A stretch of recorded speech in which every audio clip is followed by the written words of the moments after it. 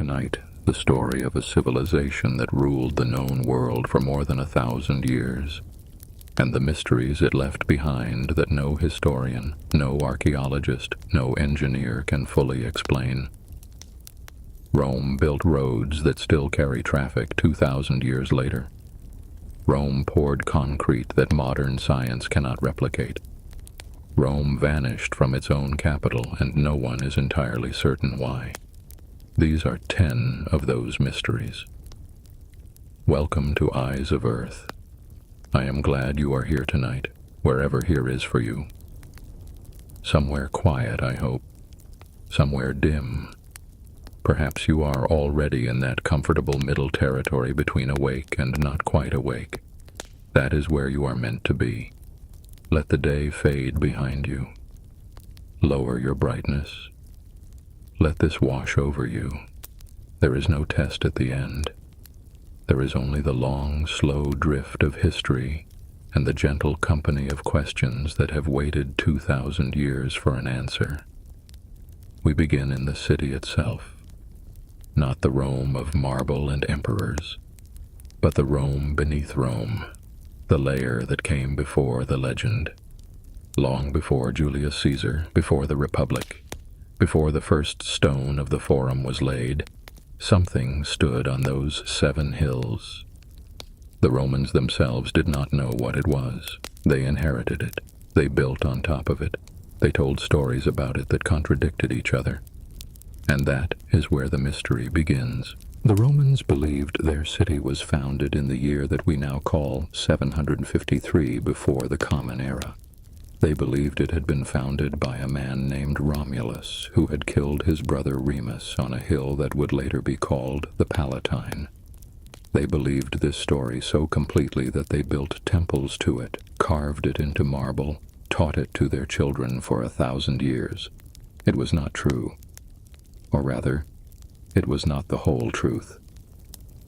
Because long before Romulus was supposed to have lifted his first stone, something already stood on those 7 hills, something the Romans themselves did not build, something they inherited, and they did not entirely understand what it was.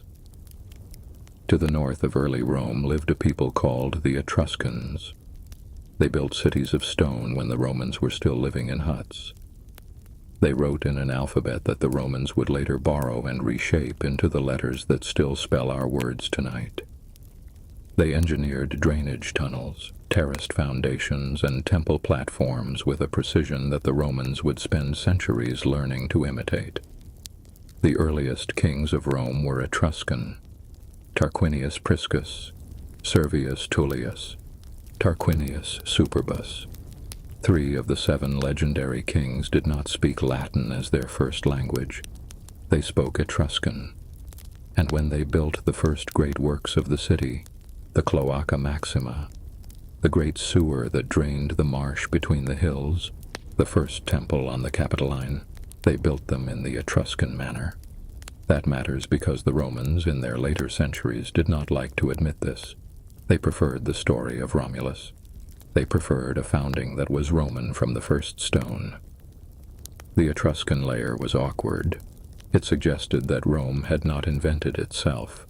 It suggested that the city had been built on the shoulders of an older people whose language the Romans could no longer read, whose tombs the Romans plundered, and whose gods the Romans absorbed and renamed and quietly forgot. By the time of Augustus, the Etruscan language was dying. By the time of Claudius, who himself wrote a 20-volume history of the Etruscans, the language was almost gone. Claudius's books did not survive. We have no Rosetta Stone for Etruscan. We can read individual words. We cannot read the literature. We cannot read the religious texts. We cannot read what the people who built the foundations of Rome thought about the world.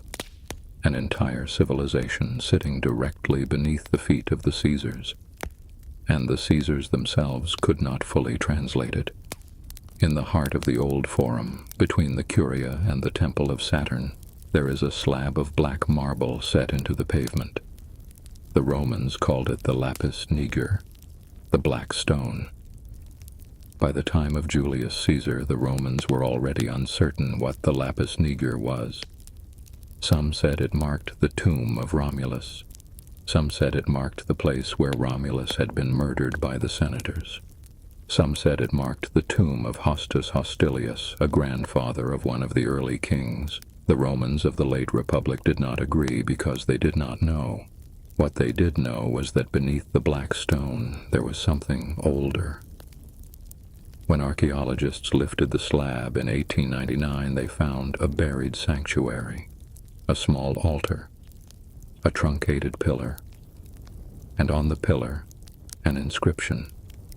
The inscription was in Latin, but it was a form of Latin so archaic, so distant from the Latin of Cicero, that even modern scholars cannot fully translate it.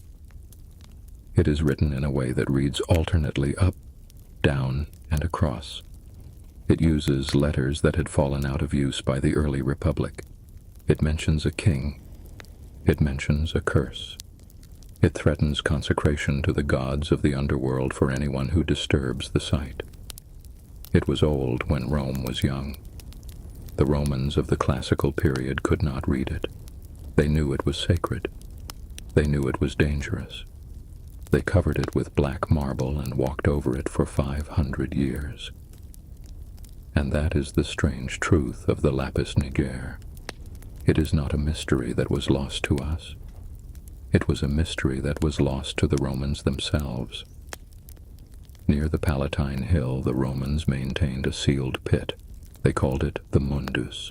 It was opened 3 times a year, on the 24th of August, the 5th of October, and the 8th of November. On those 3 days, the Roman authorities considered the boundary between the living world and the underworld to be open. No marriages could be performed.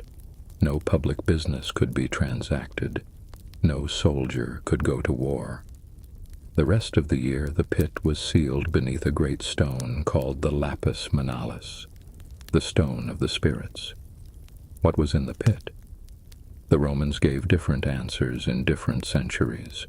Some said it held the first fruits of every harvest offered to the goddess Ceres. Some said it held a handful of soil from every man's homeland brought by the founders of the city. Some said it held the bones of the dead from the time before Rome had its own gods. Some said it was simply a doorway that should not be opened except on the 3 days when the world below was already permitted to listen. The exact location of the Mundus has been lost. Archaeologists believe it lies somewhere on the Palatine hill, but no excavation has confirmed it. The pit was sealed for the last time at some point in the late Republic, and after that the Romans seem to have forgotten where it was. They continued to observe the 3 days. They continued to refuse marriages on those dates. But the pit itself, the actual physical pit, disappeared from their geography. A doorway, sealed and lost, in the heart of the city that ruled the world. The Romans inherited at least 3 different founding stories, and they never reconciled them. The first was the story of Romulus and Remus, the twins suckled by a wolf, raised by a shepherd who quarreled over which hill should be the new city and which brother should be its king. Romulus killed Remus. Romulus built his walls. Romulus founded Rome on the 21st of April, in a year that the later Romans calculated to be 753 before the Common Era. The second was the story of Aeneas, a Trojan prince, a refugee from the burning city of Troy. He sailed across the Mediterranean, lost his father in Sicily, descended into the underworld to speak with him, and finally landed in Italy. His descendants, generations later, would found a city in Latium. That city was Rome. This was the story that the poet Virgil shaped into the Aeneid, the story that Augustus made into the official prehistory of the empire. The 2 stories did not fit together. Aeneas was supposed to have lived in the time of the Trojan War, around 1200 before the Common Era. Romulus was supposed to have founded the city in 753. That left more than 400 years unaccounted for. The Romans patched it. They invented a list of Alban kings to fill the gap. None of them appear in any record before the Romans needed them. And then there was the third story. The third story was the Etruscan story, the story that the Romans tried hardest to suppress. In this story, Rome was not founded by a wolf-suckled twin, and it was not founded by a Trojan refugee. It was founded by the Etruscans. It was an Etruscan city long before it was a Latin one. The line of kings began with an Etruscan, not with Romulus. The walls were built in the Etruscan manner. The temples were laid out according to Etruscan ritual. This story was inconvenient. It made Rome a borrowed city. It made the Romans into the inheritors, not the inventors. It is the story that the archaeology now seems to confirm. The Romans never decided which of the three was true. They told all three, they taught all three, and on the calendar of festivals, on the inscriptions of monuments, in the rituals of priests, the contradictions sat side by side for 1,000 years. When modern archaeologists began the systematic excavation of the Roman Forum in the late 19th century, they expected to find Rome. They found Rome, but beneath Rome they found another Rome, and beneath that another. The layers go down. At the lowest level there are graves, cremation burials from the 10th century before the Common Era, the bones of people who lived on those hills when the hills were still small villages of mud brick huts, separated by a marshy valley. These people were not Romans. The word Roman did not yet exist. They were the unnamed villagers of a place that would, centuries later, take the shape of a city. Above the graves, the marsh was drained. The Cloaca Maxima was cut. The valley was paved. The villages joined themselves into a town. The town built walls. The walls enclosed 7 hills. The town became a city. The city took a name. Above that, the kings. The Etruscan kings building in stone, importing engineers and priests. The first temples, the first paved roads. The Tarquins building their great works and then being expelled in the revolution that turned the kingdom into the Republic. Above that, the Republic, the Senate, the consuls, the conquest of Italy, the wars with Carthage, the conquest of Greece, the conquest of the world. Above that, the empire, the Caesars, the fires, the rebuilding, the slow centuries of decay. Above that, the medieval city, the Christian basilicas built on pagan foundations, the Forum overgrown with grass, with cattle grazing among the broken columns, the Romans of the Renaissance climbing over the ruins of the Romans of the Caesars, who had themselves climbed over the ruins of the Romans of the kings, who had themselves climbed over the ruins of the people whose names are lost. The hill is taller now than it was in the time of Romulus, by many meters. Each civilization left its debris, and the debris became the ground, and the next civilization built on top. Rome is not a city. Rome is a stack. This is the first mystery and perhaps the deepest. Not who built the great monuments, not why the empire fell, but what was here at the beginning. Who lived on those hills before the Romans named them? What language they spoke? What gods they served? What they thought of when they looked at the moon over the Tiber? The Romans built on top of what they could not explain. They walked over inscriptions they could not read. They observed festivals whose origins they had forgotten. They told 3 contradictory stories about their own beginning and never resolved them. They sealed a pit whose location they then misplaced. They inherited a city, and they spent 1,000 years pretending they had built it from nothing. And that is where the mystery begins. We move now from the foundations beneath the city to the stones above it, to the temples that should have crumbled centuries ago, to the harbors that should have washed away, to a substance that the Romans poured into the sea, and that the sea has only made stronger. We move now to the concrete that refuses to crumble. In the center of modern Rome there is a building that should not still be standing.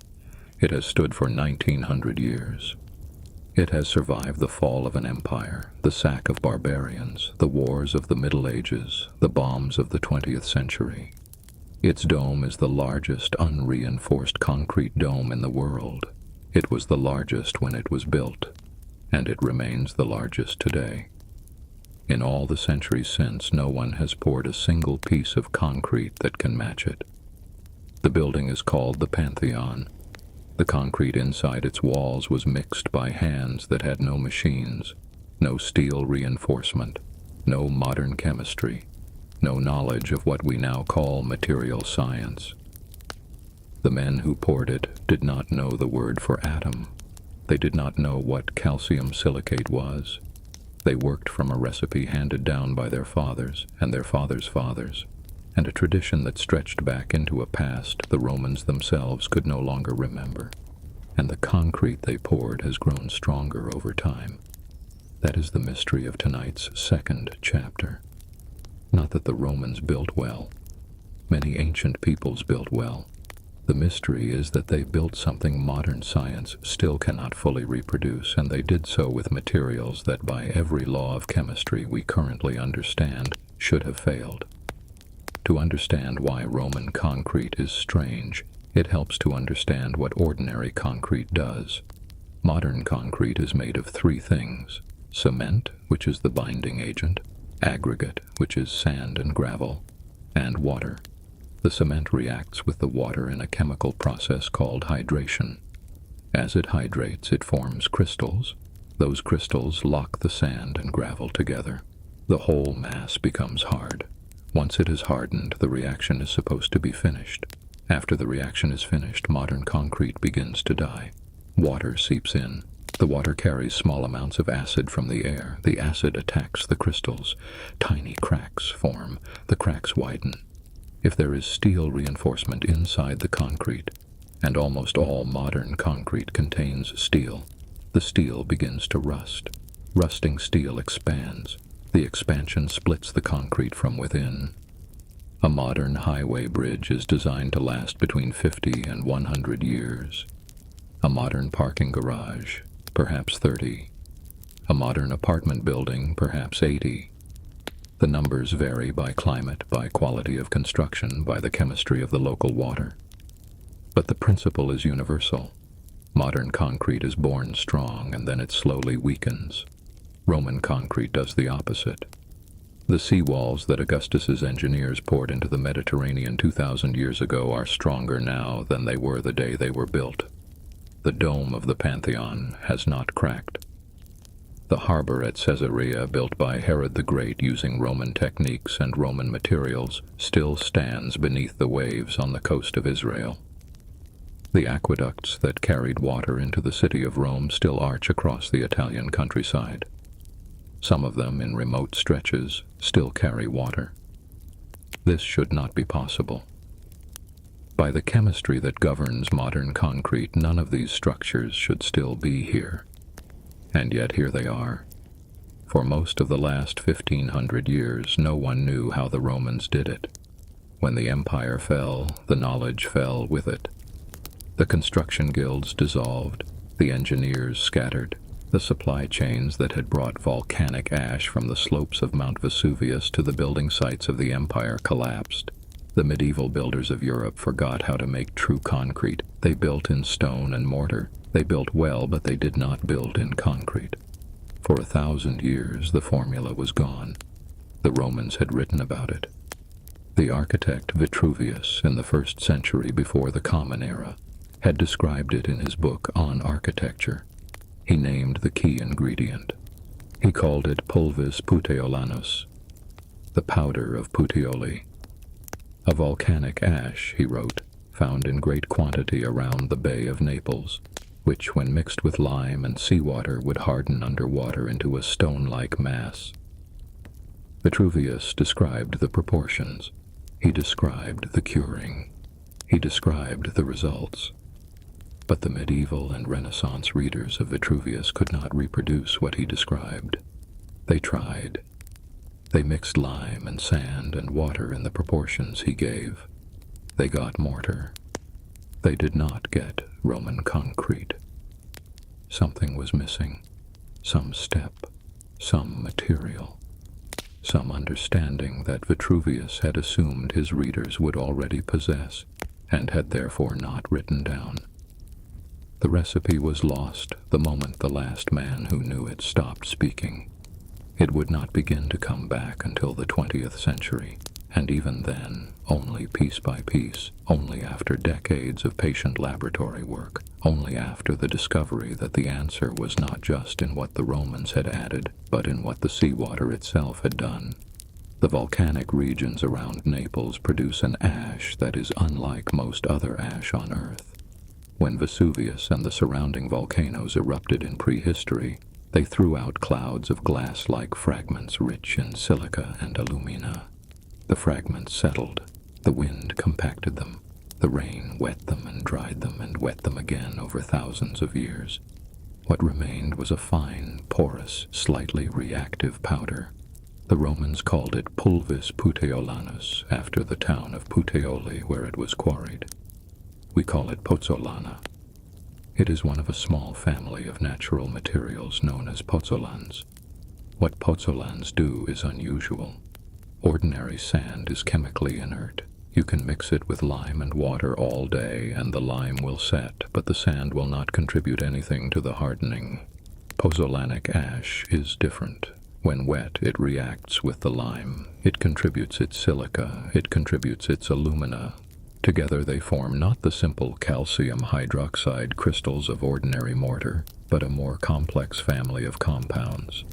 Calcium silicate hydrates, calcium aluminate hydrates, and a rare mineral called aluminous tobermarite.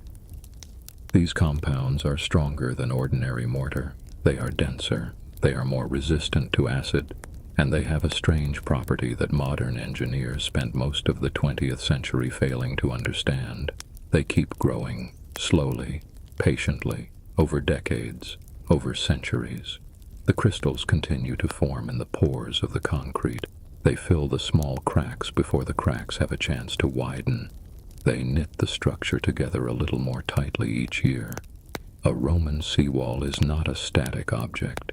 It is a slow, mineral, living thing. For a long time, modern researchers thought the Romans had simply found a better pozzolan, mixed it with better lime, and gotten lucky. Then, in the early years of the 21st century, a research group at the University of California began to study the Roman seawalls at Portus Cosenus and Portus Neronis. They drilled cores from the ancient concrete. They examined the cores under electron microscopes. They mapped the chemistry of every crystal. What they found surprised them. The crystals at the surface of the concrete, the part that was in direct contact with the seawater, were different from the crystals in the interior. The surface crystals were richer in aluminum. They were arranged in a more orderly pattern. They were, in fact, the rare mineral known as aluminous tobermarite, which forms naturally in volcanic hot springs and is almost impossible to manufacture in a modern laboratory. The Romans had not just been pouring concrete into the sea. The sea had been part of the recipe.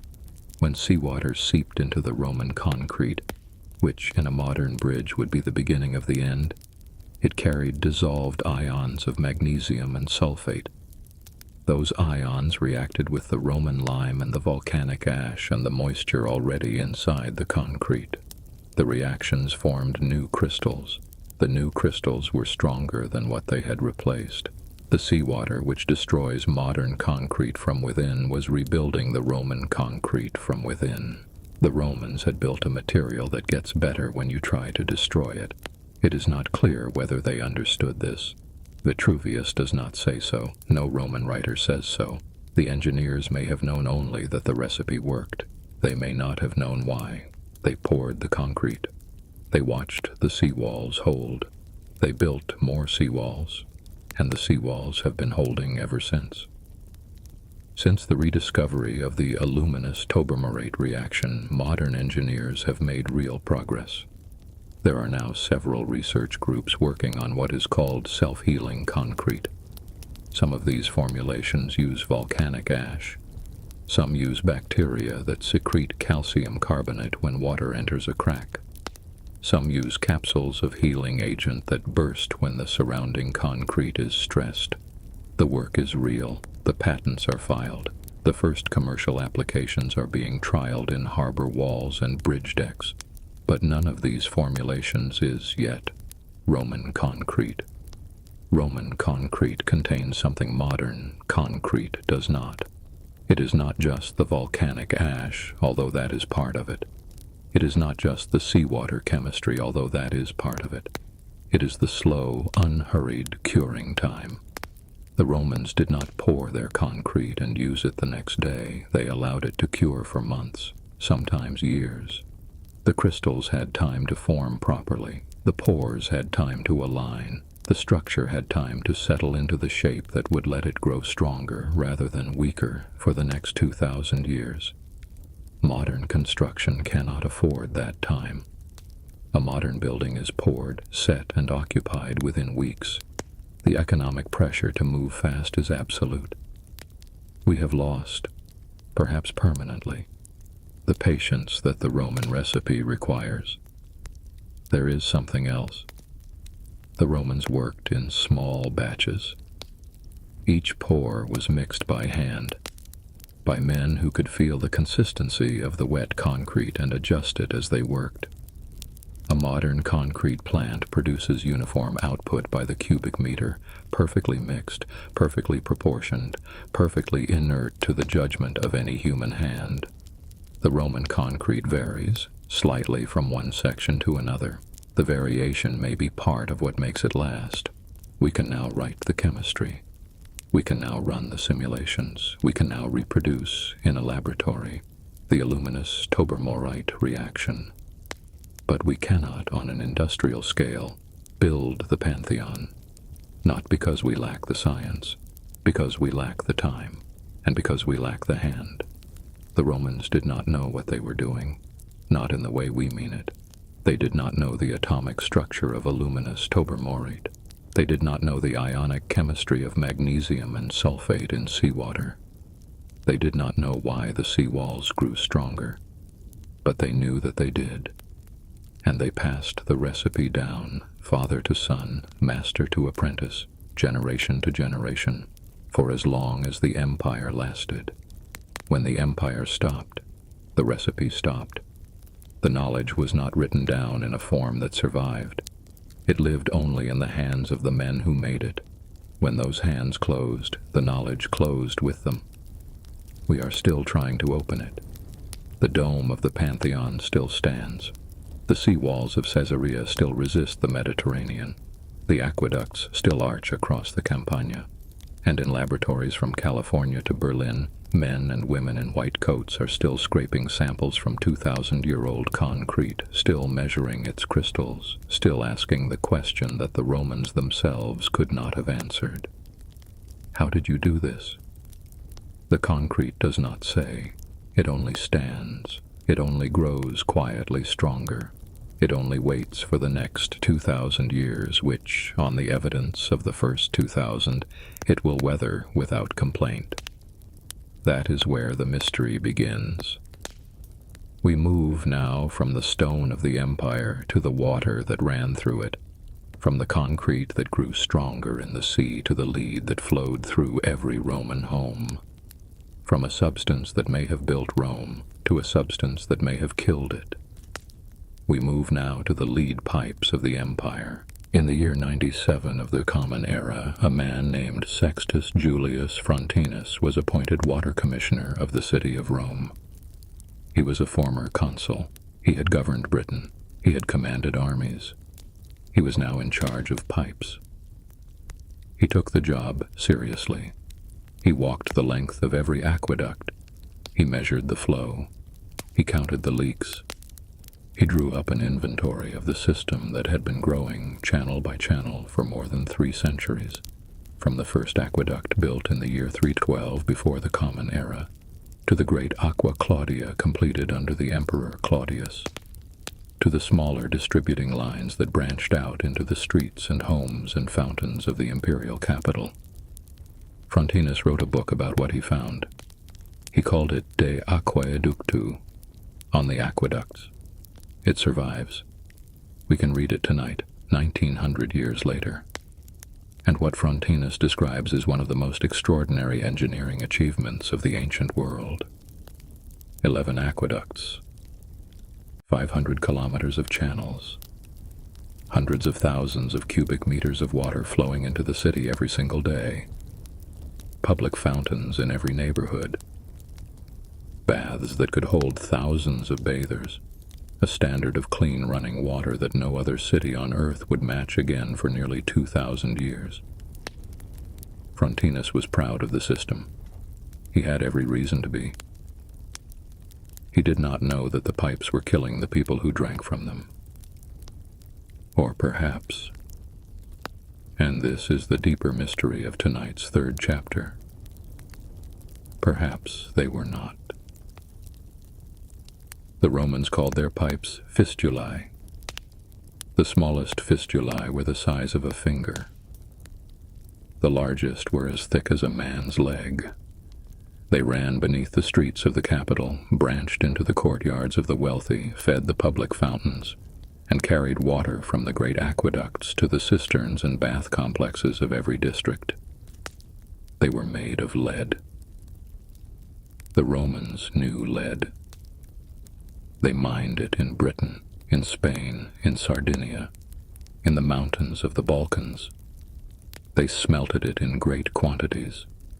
The lead industry of the Roman Empire was so vast that ice cores drilled in Greenland, thousands of kilometers from any Roman mine, show a sharp rise in atmospheric lead pollution that begins in the late Republic, peaks during the High Empire, and falls away again in the centuries after the empire's collapse. The Romans were melting so much lead so consistently that the smoke from their smelters changed the chemistry of the polar ice. And much of that lead, in the city of Rome itself, ended up in the pipes. The Romans chose lead for the same reasons we chose lead for centuries after them. It was soft, it could be shaped, it could be soldered. It did not corrode visibly in water. A lead pipe, properly installed, would last for generations. The Romans also chose lead for a reason we did not share. They liked the taste. In the kitchens of wealthy Roman households there was a sweetener called sapa. It was made by boiling unfermented grape juice in a vessel until it reduced to a thick, dark, syrupy concentrate. Sapa was poured over fruit. It was used to preserve wine. It was added to sauces. It was, in the Roman kitchen, what sugar was in later European kitchens. The vessel in which sapa was boiled was almost always lead. When grape juice, which is mildly acidic, is boiled for hours in a lead pot, a small amount of the lead dissolves into the syrup. The lead reacts with the natural acids of the grape and forms a compound called lead acetate. Lead acetate has another, older name. The Romans called it sugar of lead. It is intensely sweet. It is more soluble than sugar. It does not crystallize. It blends easily into wine.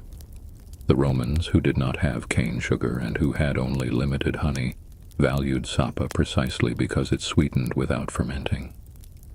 A wealthy Roman drinking lead-sweetened wine from a lead-glazed cup, drawing his water through lead pipes from a lead-lined cistern, was exposed to lead from many directions at once.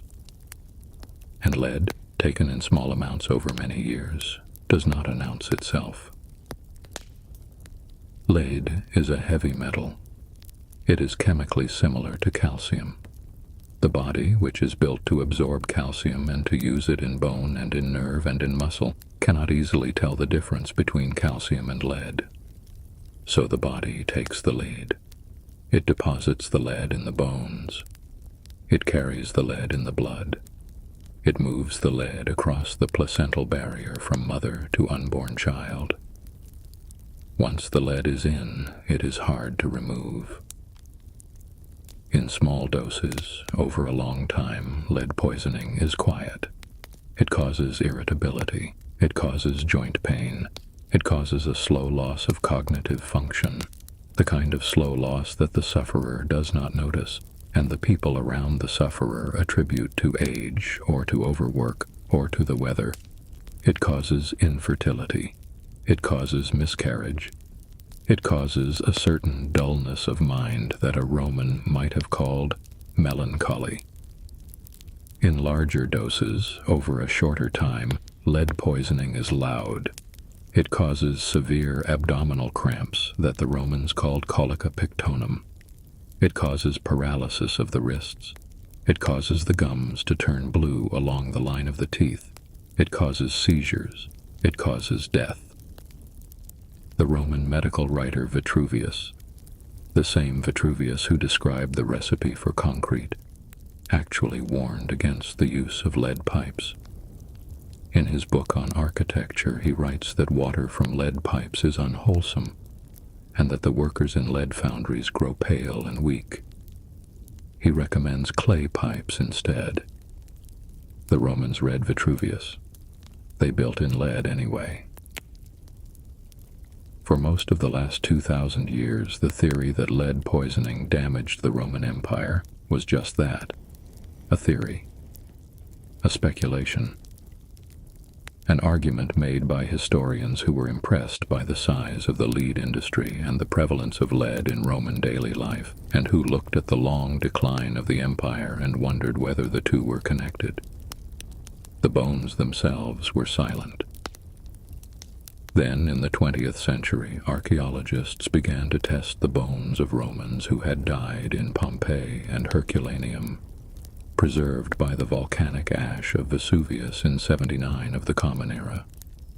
They measured the lead concentration in the skeletons. They compared the results to modern populations. They compared the results to populations from earlier ancient periods before the lead industry had grown. The lead levels in the Pompeii bones were high, higher than modern bones, higher than pre-Roman ancient bones, high enough in some cases to suggest exposure at levels that today would trigger emergency medical intervention. But the picture was not simple. The lead levels varied enormously from one skeleton to another. Some Pompeian skeletons had lead levels close to modern background levels. Some had lead levels that suggested they had been drinking poison for years. The wealthy seemed to have more lead in their bones than the poor, perhaps because the wealthy used more sapa, more lead-glazed cookware, more elaborate plumbing. The skeletons did not tell a single story. They told many stories, all at once, all of them partially true. In recent decades, a different group of researchers has pushed back against the lead poisoning theory. Their argument is this: yes, the Romans used lead pipes. Yes, lead in pipes can dissolve into water. But the water flowing through Roman pipes was not still. It was running. Running water in a lead pipe picks up very little lead. The lead pipe coats itself over time with a layer of mineral deposits from the limestone-rich water of the Italian aqueducts. That layer, what plumbers today call scale, separates the water from the lead. Once the scale forms, the pipe is effectively lined. Very little lead crosses into the water. The skeptics also point out that the actual concentration of lead in surviving Roman tap water, measured in remnants of pipes still in place, is often below the threshold considered dangerous today. The sapa is harder to defend. The sapa was poison. The sapa was concentrated lead acetate, eaten on purpose, sweetened on purpose, served to guests on purpose. The people who consumed the most sapa, the wealthy, the political class, the writers, the senators, the emperors, were the same people whose decisions shaped the late empire. It may be that the Romans were not poisoned by their pipes. It may be that they were poisoned by their kitchens. It may be that they were poisoned by both. It may be that they were poisoned by neither, and that the long decline of the empire is a story of politics, climate, disease, and war that owes nothing to the lead in their bones. We do not know. This is one of the strangest mysteries in all of Roman history because it is a mystery that we have the tools to answer and have still not answered. We can drill cores from the Roman pipes that survive. We can measure the lead in their inner walls. We can test the bones of the dead. We can model the chemistry of ancient aqueducts. We can do all of this. And we have done all of this. And the answer is still not clean. The Romans drank from lead. They cooked in lead. They sweetened their wine with lead. They wrote about the dangers of lead, and then they kept using it for 400 years, because lead was useful and lead was familiar, and lead did not announce itself in the body of any single person on any single day. Whether the lead destroyed them, slowed them, dulled them, or did nothing at all, the verdict is still out. The bones whisper. The pipes are silent. The sapa pots are long since melted down. The water was beautiful. The water was deadly. The Romans drank it for 400 years. And that is where the mystery begins. There is a kind of silence in the Roman records that is louder than any battle. It happens when a legion stops being mentioned, not destroyed in a named engagement, not surrendered to a known enemy, not officially disbanded by imperial decree, simply stops. The name disappears from the rolls. The standards no longer appear in the inscriptions. The pay records, which the Roman bureaucracy kept with obsessive precision, no longer list the unit. And the empire, which usually wrote everything down, writes nothing. This happened sometime in the 2nd century of the Common Era to one of Rome's most decorated military formations, a legion that had marched with Julius Caesar in Gaul, a legion that had fought at Pharsalus, a legion that had been stationed in Spain, in Pannonia, in Britain, a legion whose name in the time of the Emperor Trajan had appeared on more triumphal monuments than almost any other in the empire.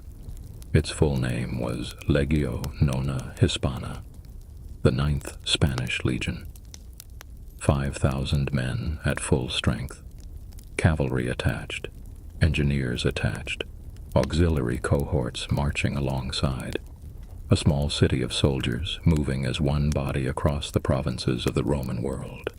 And then, somewhere between the years 108 and 130 of the Common Era, the 9th Legion stopped being mentioned. We do not know where it went. We do not know how it ended. We do not know whether it was destroyed in a single battle or dissolved in slow administrative quiet. We do not even know for certain whether all its men died, or whether some of them, perhaps most of them, simply marched on under a different banner, in a different province, leaving the old name behind like an old uniform. That is the mystery of tonight's 4th chapter. Not a battle, not a defeat, a silence. To understand what was lost, it helps to understand what the 9th Legion had been. The unit was old, older probably than most of the men who served in it ever realized. Its origins stretch back into the late Republic, into the chaotic decades when Julius Caesar was building his army for the conquest of Gaul. The 9th was one of his core legions. It crossed the Rubicon with him in the year 49 before the Common Era. It fought against Pompey at Dyrrhachium. It fought at Pharsalus, where Caesar broke the Republic. It followed him to Africa, to Spain, to the long civil wars that would end with his assassination in the Senate House. After Caesar's death, the 9th survived. Most of his legions did not. Most were disbanded, merged into new units, scattered into colonies of veterans who would never march again. But the 9th was kept. Augustus, who became the first emperor, reorganized the legion under his own command. It served in the Cantabrian Wars in northern Spain, the wars from which it would take the name Hispana, the Spanish. For the next century, the Ninth moved across the empire. It was stationed in Pannonia on the Danube frontier.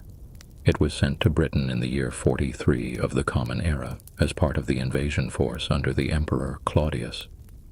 It fought against the Iceni in the Great Rebellion led by Boudica, when the queen of that tribe burned the Roman settlements at Colchester, London, and Verulamium. The Ninth was nearly destroyed in that revolt of exhalation. A detachment of perhaps 2,000 men was caught and slaughtered, but the legion as a whole survived. It was rebuilt. It was reinforced. It was sent north. By the early 2nd century, the Ninth was stationed at Eboracum. We know it today as the city of York. It was the northernmost legionary fortress in the empire. The frontier of Roman Britain ran just beyond it. The lowland plains south of the wall, the wild uplands of what would later be called Scotland to the north. The Ninth held the line. That is where the records, for the last time, can place the legion with certainty. Eboracum. The early years of the Emperor Hadrian. Around the year 108 of the Common Era, give or take a few seasons. A stamped roof tile. An inscription. A handful of mentions in administrative documents. After that, the silence begins. The Romans were excellent record keepers. The legions were the backbone of the imperial system, and every legion had its paperwork.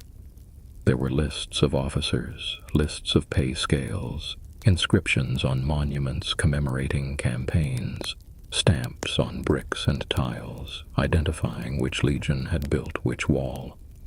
Diplomas issued to retiring auxiliary soldiers, which mentioned the legions they had served alongside. The Roman bureaucracy was vast, redundant, obsessive. To track a legion across the empire is, in most cases, possible. For the Ninth Legion, after about the year 108, it is not possible. There is no triumphal inscription mentioning the Ninth from the later years of Hadrian. There is no commemorative monument. There is no surviving payroll. There is no auxiliary diploma that names the Ninth as a parent unit. There is no mention of the Ninth in the lists of legions that historians of the later 2nd century compiled.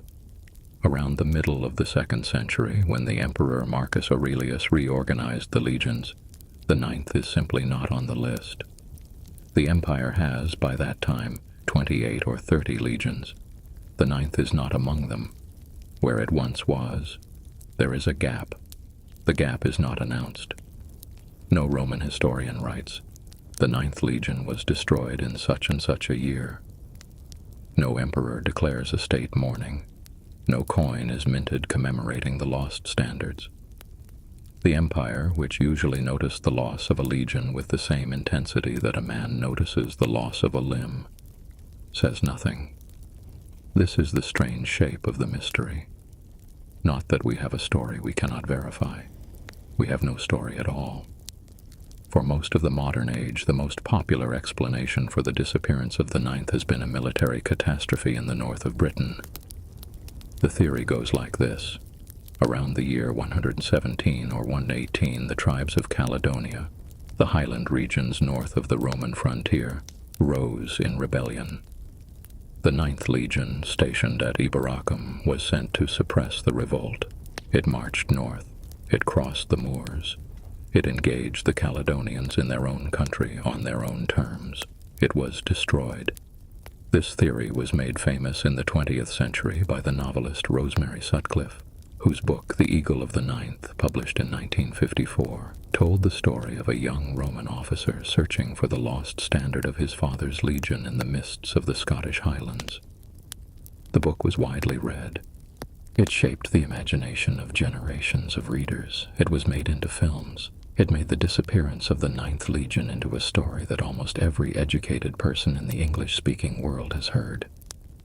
But the theory is not new with Sutcliffe. The idea of a Caledonian disaster predates her novel by more than a century. It was first proposed by the British historian Theodore Mommsen in the 19th century. Mommsen looked at the gap in the records, looked at the fact that the Emperor Hadrian arrived in Britain in person in the year 122, and looked at the Great Wall that Hadrian then ordered to be built across the narrow waist of the island. Mommsen drew the obvious conclusion: the Romans must have suffered a disaster in the north. They must have lost a legion. The wall must have been built in response, and the legion that was lost, the legion that disappears from the records in those years, was the ninth. It is a clean theory. It explains the wall. It explains the silence. It explains why Hadrian, who had been touring the empire, made the long journey to a damp and distant frontier in person. The trouble is that the evidence does not entirely support it. In the 20th century, archaeologists began to find inscriptions that placed the Ninth Legion outside of Britain at dates after 108. The most important of these was found in the Netherlands. A stamped tile bearing the mark of the Ninth Legion was discovered at a Roman site called Noviomagus, modern Nijmegen. The site dates to the years immediately after the last firm mention of the Ninth at Eberacum. If the tile is genuinely Hispana, then the Ninth Legion was not destroyed in Britain at all. It had been transferred. It had crossed the Channel. It had taken up a new posting on the Rhine frontier. Other fragments point further east. There are possible mentions of officers from the Ninth in the eastern provinces of the empire in the years that followed. Some of these mentions are disputed. Some of them are clear. Together they suggest that the Ninth Legion did not vanish in a single catastrophic afternoon on a Scottish moor. It was moved. It was transferred. It served somewhere else for some additional period of time before the silence finally came. In this version of the theory, the Ninth ends not in Britain, but in the East, perhaps in the Jewish revolt of 132 to 136, the great Bar Kokhba uprising that nearly broke Roman control of Judea. The losses in that war were catastrophic. The Roman historian Cassius Dio writes that nearly 600,000 Jews died, and that Roman casualties were so high that the Emperor Hadrian omitted the customary phrase, "If it is well with you and your children, it is well," from his official letters to the Senate because, in Dio's words, it was not well. 2 legions are known to have been heavily damaged in the war. A third may have been destroyed. Some historians believe that 3rd Legion was the 9th. It is, again, a clean theory. It explains the silence. It explains why no Roman writer mentions the loss, because Hadrian, deeply embarrassed by the cost of the Jewish war, suppressed many of its details. It explains the absence of a triumphal monument. It explains the gap, but again, the evidence is not entirely there. We have fragments. We have hints. We do not have a single inscription, a single coin, a single direct mention that places the Ninth Legion at the site of its own ending.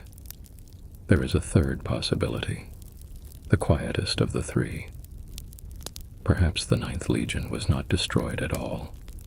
Perhaps it was simply renamed. Perhaps it was merged into another unit. Perhaps its men, its standards, its accumulated equipment, its bureaucratic apparatus, were absorbed into a new formation under a new name, and the old name was retired. The Romans did this. Not often, but sometimes. A legion that had been disgraced or weakened or politically inconvenient might be quietly broken up. Its men would be distributed. Its eagle would be put away in a temple. Its name would simply stop appearing.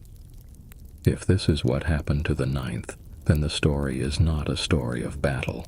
It is a story of paperwork.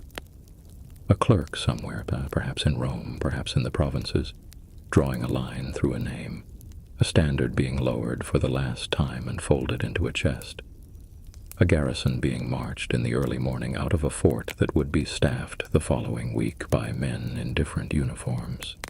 There would be no battle. There would be no monument. There would only be the silence that we observe. This is, in some ways, the saddest of the theories. Not destruction, but dissolution. Not glory, but administrative quiet. A legion that had marched with Caesar, ended by a stroke of a pen. We do not know which of the three theories is correct. We may never know. The Roman records, which usually tell us so much, here tell us nothing. The archaeology gives us hints in three different directions. The historians of antiquity, who wrote about much smaller events with great enthusiasm, here are silent. 5,000 men, cavalry, engineers, officers, eagles, standards, the whole accumulated weight of a unit that had existed for nearly 200 years. And the empire simply stopped writing about them. Somewhere in the soil of northern Britain, or the soil of Judea, or the soil of the Rhine, the bones of the 9th Legion lie scattered, or perhaps they lie nowhere at all. Perhaps they lie in many places, in retirement settlements, in routine graves, in the long, ordinary deaths of soldiers who were quietly transferred and quietly aged and quietly buried under names that no one remembers. 5,000 men, and the empire simply stopped writing about them. And that is where the mystery begins. We move now from the silence of the legions to the silence of the machines, from the men who vanished without trace to a device that vanished into the sea and stayed there for 2,000 years, a device that should not have existed in the world it came from, a device that the Romans held in their hands and may not have understood. We move now to the Antikythera in Roman hands. In the spring of 1900, a Greek sponge diver named Elias Stadiatis was working off the coast of a small island in the Aegean Sea. The island was called Antikythera. It sat between the larger islands of Crete and Kythera, a sparse and rocky place that had served for thousands of years as a waypoint for ships traveling between the eastern Mediterranean and the ports of Italy. Stadiatis was diving in the old way, a canvas suit, a copper helmet, a long air hose running up to the boat on the surface. He was looking for sponges. He found instead a graveyard. Below him, on the seabed at a depth of about 45 meters, lay the wreck of a ship. The ship was old, very old. Its timbers were gone, eaten by the sea over the centuries, but its cargo remained. Amphorae of wine, statues of bronze and marble, glassware, coins, jewelry, the remnants of a wealthy merchant vessel that had gone down in a storm at some point during the 1st century before the Common Era, perhaps around the year 60, perhaps a little earlier, perhaps a little later. The Greek government organized an expedition. Divers brought up what they could. The statues were the headline. The Antikythera youth, the Antikythera philosopher. Beautiful bronze figures, almost 2,000 years underwater, raised again into the light. And among the cargo, mostly ignored at first, was a corroded lump of bronze and wood, small, heavy, encrusted with marine deposits. It looked like nothing in particular. It was set aside in the storerooms of the National Archaeological Museum in Athens, while the scholars studied the statues. The lump waited. It would wait in storage for most of the next century before anyone fully understood what it was. In 1902, a Greek archaeologist named Valerios Stias was examining the Antikythera artifacts and noticed something strange. The lump of bronze had split. Inside the corrosion he could see, faintly but clearly, the teeth of a gear. A precision gear, tiny, beautifully cut, mounted on what appeared to be a complex assembly of bronze plates and dials. This should not have existed. Gears of this kind, in the assumed history of technology, did not appear in the Mediterranean world until the medieval period. The Greeks of the 1st century before the Common Era were supposed to have known simple machines, levers, pulleys, screws, but not precision-geared mechanisms. The idea that someone in the late Hellenistic age had built a small, intricate, multi-geared device, sealed it in a wooden case, and carried it on a Roman merchant ship was so far outside the established history that Stice's discovery was, at first, simply not believed. Scholars assumed the gears must be from a later period. Perhaps the lump had fallen into the wreck site centuries after the original sinking. Perhaps it was a medieval clock that had been lost in the same waters. Perhaps Stice was mistaken about what he was seeing. But the lump had been recovered from the same stratum as the rest of the Antikythera cargo. The marine deposits on its surface matched the deposits on the amphorae and the statues. The wood inside the case, when it was eventually carbon dated, returned a date in the 1st century before the Common Era. The device was contemporary with the wreck. It would take another 60 years, and the invention of X-ray imaging, before anyone could begin to read what was inside.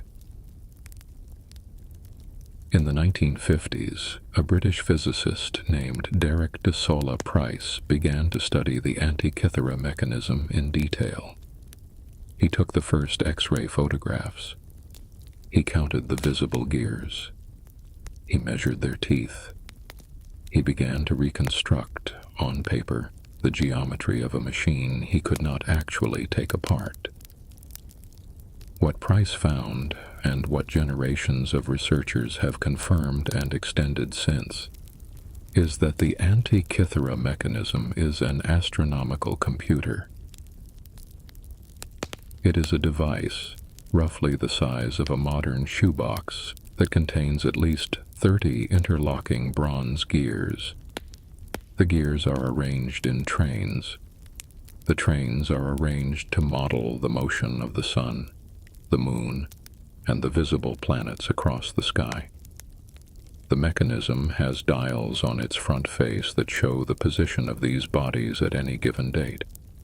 It has dials on its back face that show the timing of the great Greek athletic festivals, the Olympic Games among them, and the cycle of eclipses, both lunar and solar.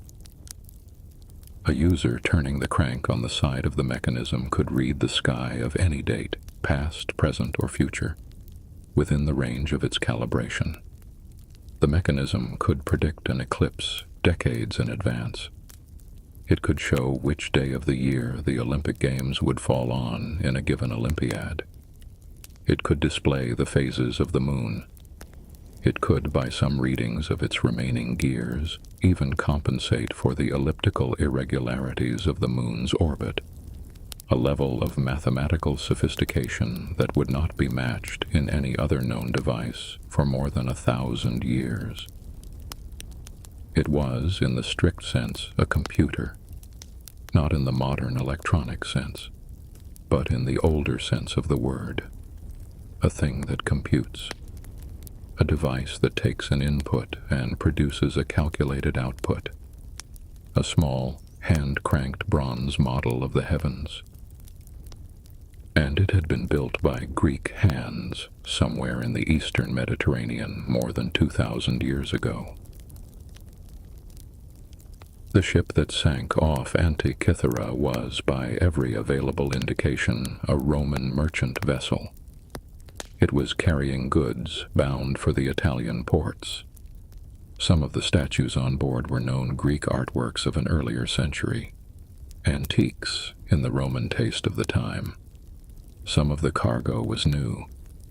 The mechanism was somewhere in between, probably not new, probably not very old, probably built within a generation or two of the voyage on which it was lost. This is where the Roman element of the mystery enters. The mechanism was not almost certainly built by Romans. Roman engineering was practical. Roman engineering built roads, aqueducts, siege engines, agricultural mills. Roman engineering did not build precision astronomical computers. The mathematical and astronomical knowledge required to design the Antikythera mechanism was Greek. The most likely place of manufacture is one of the great Hellenistic scientific centers. Rhodes, perhaps, or Alexandria, or one of the cities of Asia Minor. The most likely period is the 2nd or 1st century before the Common Era. But the mechanism was being transported on a Roman ship toward a Roman destination, probably for a Roman customer. The Romans were not, in this period, hostile to Greek learning. Quite the opposite. Wealthy Romans collected Greek statues, Greek books, Greek philosophers, Greek musicians. A device of this quality, this complexity, this rarity would have been a prestigious purchase. The owner who awaited it in Italy was almost certainly a member of the senatorial class or one of the new commercial elites who had grown rich from the conquests of the late Republic. What did that owner intend to do with the mechanism? We do not know. Perhaps it was meant for a private study as an object of contemplation and quiet display. Perhaps it was meant for a temple, where its dials would mark the calendar of religious festivals. Perhaps it was meant for an academy of philosophers and astronomers gathered around a wealthy patron. Perhaps it was meant for a single individual who, like the Romans of Cicero's circle, was deeply interested in Greek learning and wanted the latest expression of it in his own home.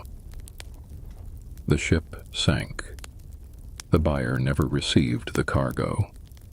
The mechanism, whatever its intended purpose, settled into the dark of the seabed and waited. There is one curious echo of the mechanism in the Roman literature of the period. Cicero, the great orator and philosopher of the late Republic, wrote in several of his works about a device he had seen. He called it the sphere of Archimedes. He described it as a brass globe that could be turned by a single rotation of the hand, and that would, by means of internal mechanisms, accurately display the motions of the sun, the moon, and the 5 visible planets across the heavens. The device, Cicero wrote, had been built by the great mathematician Archimedes of Syracuse in the 3rd century before the Common Era. It had been brought to Rome after the sack of Syracuse in 212. It had been kept for many years in the household of the Roman consul Marcus Claudius Marcellus and his descendants. Cicero had seen it. He had been struck by it. He wrote about it more than once. This is fascinating because of the timing. Cicero died in the year 43 before the Common Era. The Antikythera mechanism is dated to somewhere in the same century. The device Cicero describes is functionally very close to what the Antikythera mechanism actually was: a hand-cranked astronomical computer that modeled the heavens. The technology was evidently not unique to the wreck. There had been other such devices. There may have been many. If Archimedes himself, 2 centuries before the Antikythera wreck, had built a similar machine, and Cicero's testimony, while not conclusive, is significant, then the tradition of Greek astronomical computing was older than the Antikythera mechanism. The mechanism we have is not a singular wonder. It is a survivor. It is the only one of its kind that we have found. There must have been others. They have not survived. This means something deeper. The knowledge of how to build these machines was not lost at the moment of the wreck. It existed in the Greek world for at least 2 centuries. It was known to Roman scholars like Cicero. It was admired. It was discussed. It was, in some quiet way, integrated into the educated culture of the late Republic and early Empire. And then it was lost. By the end of the Roman Empire, no one was building astronomical computers. By the early medieval period, the very idea would have seemed fantastical. The Greek scientific tradition that had produced the mechanism, the schools of Alexandria, the academies of Rhodes, the workshops of Syracuse, those institutions decayed, scattered, and finally vanished. The technical knowledge went with them. The mathematics survived in fragments, in books that were copied and recopied through monasteries. But the workshops where the gears had been cut, and the hands that had cut them, were gone. It would be more than 1,000 years before any Western workshop could match what the Antikythera mechanism had done. This is the deeper mystery. Not how the mechanism worked, not how it ended up in the sea, but what its existence implies about everything else. If the Greeks of the 2nd century before the Common Era could build a precision astronomical computer, and they could because we have one in our museums in Athens, then what else could they build? What other devices, what other instruments, what other applications of this same technology might have existed in the workshops of Alexandria or Rhodes? A water clock with planetary indicators? A geared model of the tides? A navigational aid for ships? An astrological calculator for the temples? We do not know. None of it survives. The mechanism is alone in our museums and in our records, because it happened to fall into the sea and be preserved by mud and salt. Everything else made of bronze in that workshop, and in every similar workshop, was eventually melted down for the metal. The bronze of a precision astronomical computer is the same bronze as the bronze of a coin or a cooking pot or a sword. In every generation, when bronze grew scarce, the old machines were taken apart and reused. We have almost certainly lost most of what the Greek scientific tradition built. The Romans held the mechanism in their hands. They commissioned it. They paid for it. They shipped it across the Mediterranean. They did not, as far as we can tell, replicate it. The mechanism was a luxury object for the educated rich, not a foundation for an industrial tradition. When the rich changed their tastes, the workshops closed. When the workshops closed, the knowledge faded. When the knowledge faded, what survived was not the technology. What survived was, at best, a description in a book, like Cicero's mention of Archimedes' sphere, that referred to something the writer's contemporaries could no longer build. They held the future in their hands and did not know what to do with it. The Antikythera mechanism sits today in a climate-controlled case in the National Archaeological Museum in Athens. It is in many fragments. The corrosion of 2,000 years on the seabed has reduced what was once a polished instrument to a series of green-brown lumps from which the original geometry has had to be patiently reconstructed by computer modeling. We know more about the mechanism now than we have at any time in the last 2 millennia. We can model its gear trains. We can run its calculations. We can show on modern reconstructions how the dials would have turned and what the user would have seen. We can speak the language of the device that the Greeks who built it had to invent for themselves. But we cannot answer the questions that matter most. Who built it? We do not know. Who commissioned it? We do not know. What ship was carrying it? We can describe the wreck, but we cannot name the captain. Who was waiting for it in Italy? We do not know. What happened to the other machines that must have been made in the same workshops? They were lost. What did the Romans really think of the device when one of them held it for the first time and turned the crank? We do not know. The mechanism survives. The world that made it does not. They held the future in their hands and did not know what to do with it. And that is where the mystery begins. In the summer of the year 64 of the Common Era, a fire began in the city of Rome. It began, according to the historian Tacitus, in the wooden stalls of the Circus Maximus, where merchants sold food and goods to the crowds who came to watch the chariot races. It was night. The wind was rising. The wooden stalls caught quickly, and the wind carried the flames into the densely packed streets that surrounded the circus. The fire spread through neighborhoods of timber tenements, 4 and 5 and 6 stories tall, where the poor of Rome lived, stacked one above another in apartments that had been built fast and without fire breaks. For 6 days and 7 nights the fire burned. On the 7th day, when it was thought to have been contained, it began again, in a different district, and burned for 3 more days. By the time it finally died, 10 of the 14 districts of the city had been damaged or destroyed. 3 districts had been entirely consumed. Tens of thousands of homes were gone. The grain stores were gone. The temples were gone. The libraries of private collectors, of which Rome had many, were gone. We remember this fire today mostly because of the emperor who reigned during it. His name was Nero. The story that he played the lyre while the city burned is probably false.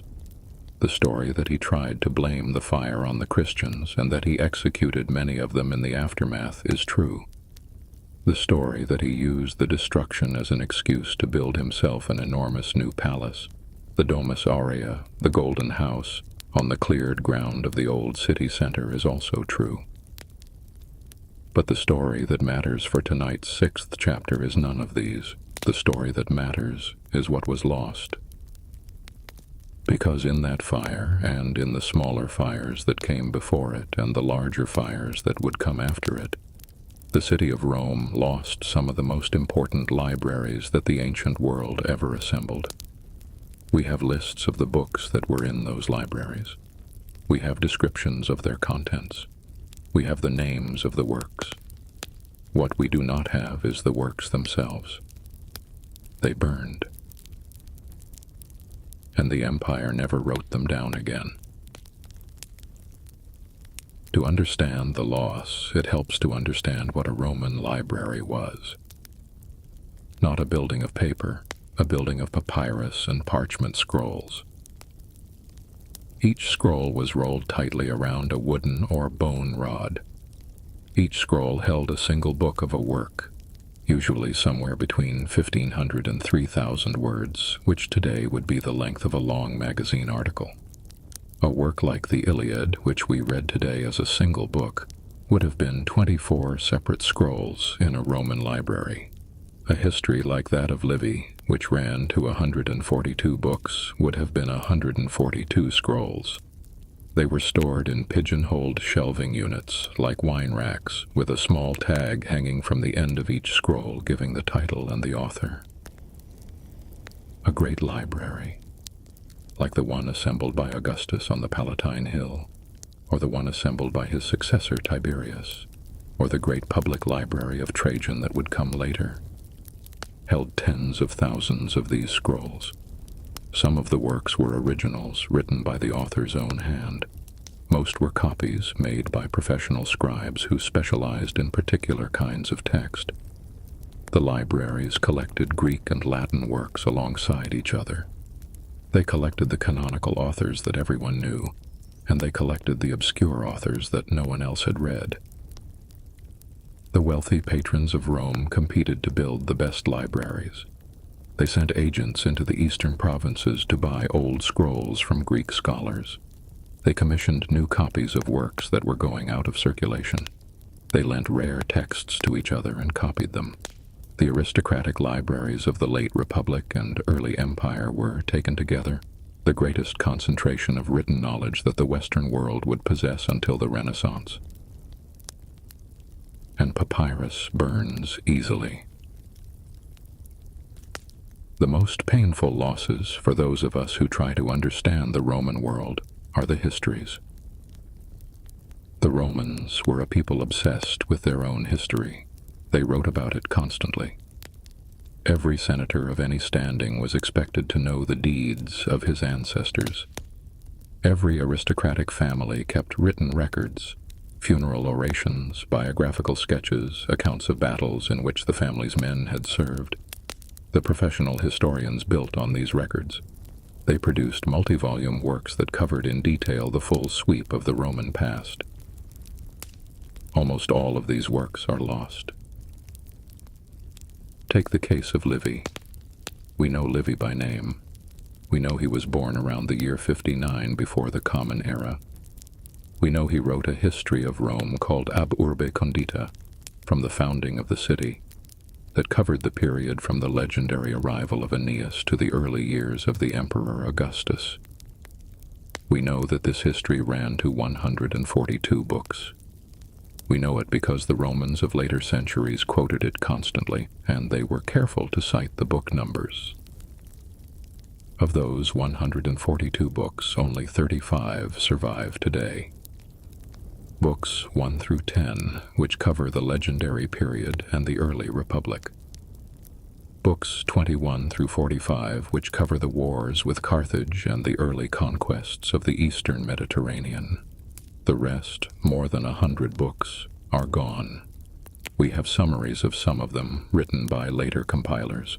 We have quotations from a few of them, preserved in the works of other Roman writers. We do not have the books themselves.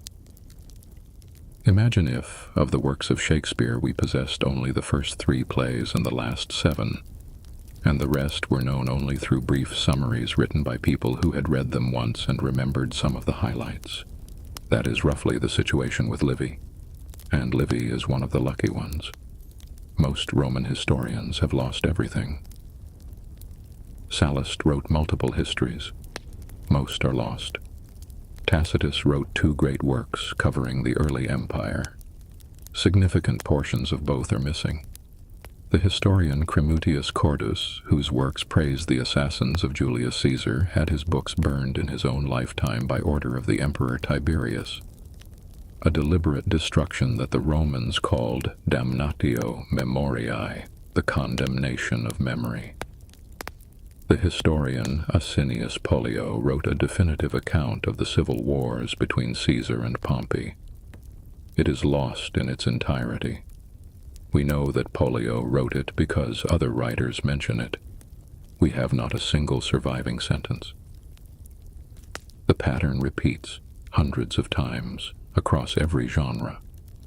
Philosophy, science, poetry, drama, geography, medicine, law.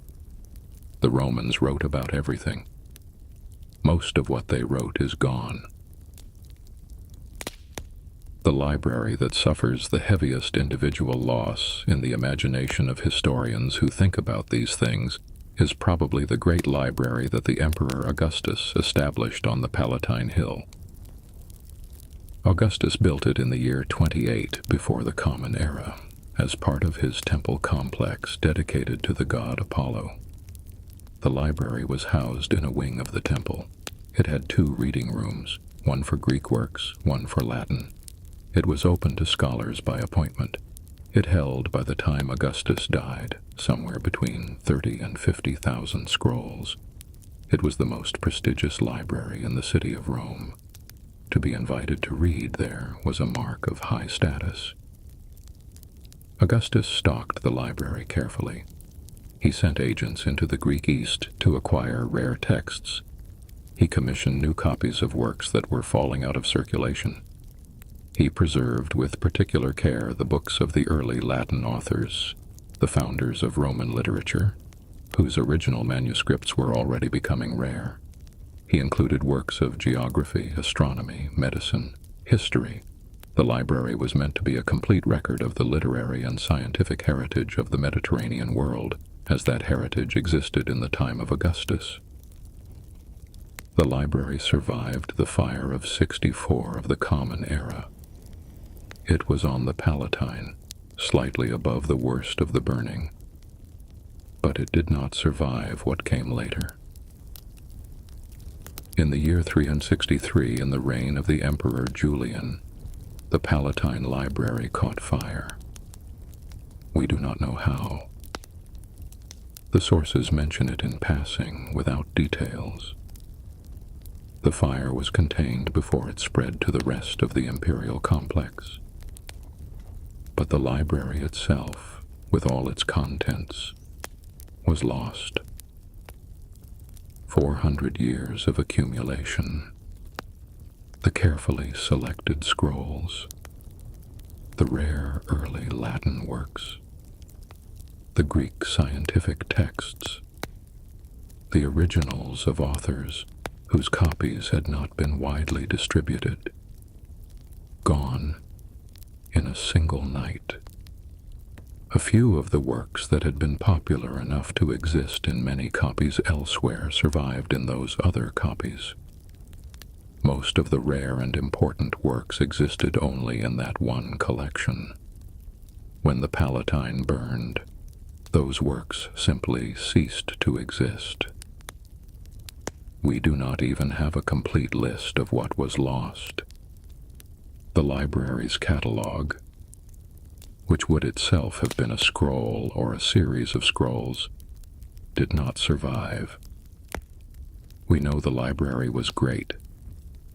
We know it held tens of thousands of works. We do not know, for the most part, which works. The surviving Roman literature represents, by any honest reckoning, a tiny fraction of what once existed. Modern scholars estimate that we possess less than 10% of the Latin literature that was current in the city of Rome at its cultural peak. Some estimates put the figure as low as 1%. For Greek literature, much of which was preserved by being copied into Roman libraries before being lost from them, the figures are similar. We have a few of the most famous works. We have fragments of many others. We have nothing at all of the great majority. What survived for accidental reasons.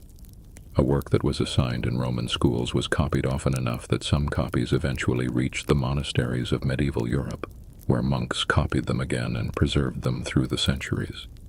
A work that fell out of fashion in the schools was not copied. When the libraries that held the last copies burned, or were neglected, or were sacked, or simply rotted in damp storerooms, the work was gone. The works we have are not, in most cases, the most important. They are the most school-friendly. They are the ones short enough to be assigned to students, simple enough to be useful as language exercises, moral enough to be acceptable to medieval Christian monks. A great deal of what the Romans considered their most serious literature did not meet these criteria. It vanished. This is the deeper grief in the story of the burned libraries. Not just that we lost so much, but that we lost it in a particular pattern. We have the textbooks, we have the famous plays, we have the speeches that schoolboys memorized. We do not have the working histories, the technical manuals, the philosophical treatises, the scientific compendia. The most useful works to the Romans themselves are the works that have most thoroughly disappeared. This is why every history of Rome must, in the end, be a history with holes. We cannot fully reconstruct the politics of the late Republic because Asinius Pollio's history of it is gone. We cannot fully reconstruct the early empire because Cremutius Cordus was burned and his sources are missing. We cannot fully reconstruct Roman medicine because the great compendia of the imperial physicians are lost. We cannot fully reconstruct Roman engineering because the technical manuals, the working documents of the men who actually built the aqueducts and the concrete domes, are gone. We have a story about Rome. The story we have is detailed in some places, sparse in others, and entirely silent in many. Every Roman historian today knows this. Every time a new fragment is found, a damaged papyrus in Egypt, a parchment palimpsest under a medieval prayer book, an inscription buried in a Spanish field. there is a moment of hope. Sometimes the fragment fills in a gap. Sometimes the fragment shows us that the gap was even larger than we had thought. Most of the time, the gap simply remains. The Romans built monuments to last forever. The Pantheon still stands. The aqueducts still arch. The roads still carry traffic. The concrete still grows quietly stronger in the sea. But the words burned. The words were on papyrus and parchment do not last like stone. The words were in libraries that caught fire.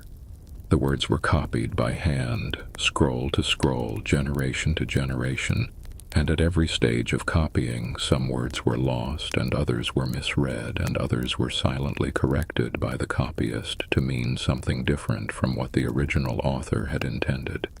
The works we have are, in many cases, not the works the Romans wrote. They are the works that survived 1,000 years of accident, fire, neglect, and well-meaning revision. What did Rome really know? We can answer that question partially. We can read Livy on the founding of the Republic. We can read Caesar on the conquest of Gaul. We can read Pliny on the natural world. We can read Vitruvius on architecture. We can read the surviving works, and from them we can reconstruct a great deal. But the unwritten history is larger than the written one, not unwritten. That is the wrong word. Written and then burned.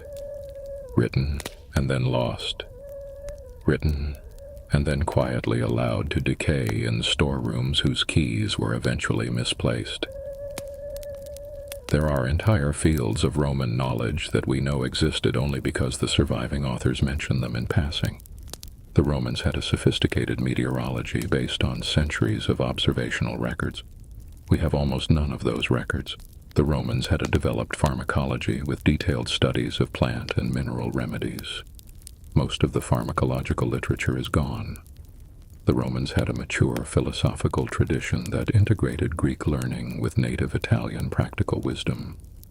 We have a few works of Cicero and Seneca. We have lost almost everything else. When we say that the Romans did not know something, that they did not understand certain principles of chemistry, certain mechanisms of disease, certain features of the natural world, we may sometimes be wrong. They may have known. The book that explained it may have burned in 64, or in 363, or in 410 when the Goths sacked the city, or in any of the dozen other fires and sackings and slow neglects that the libraries of Rome endured over the centuries. We do not know what they knew. And that is where the mystery begins. Beneath the streets of modern Rome, there is another city. It is older than the city above, in some places much older. It is built of soft volcanic stone called tufa, which the Romans learned very early in their history that they could cut with iron tools as easily as a baker cuts dough. They cut it in long tunnels. They cut it in chambers.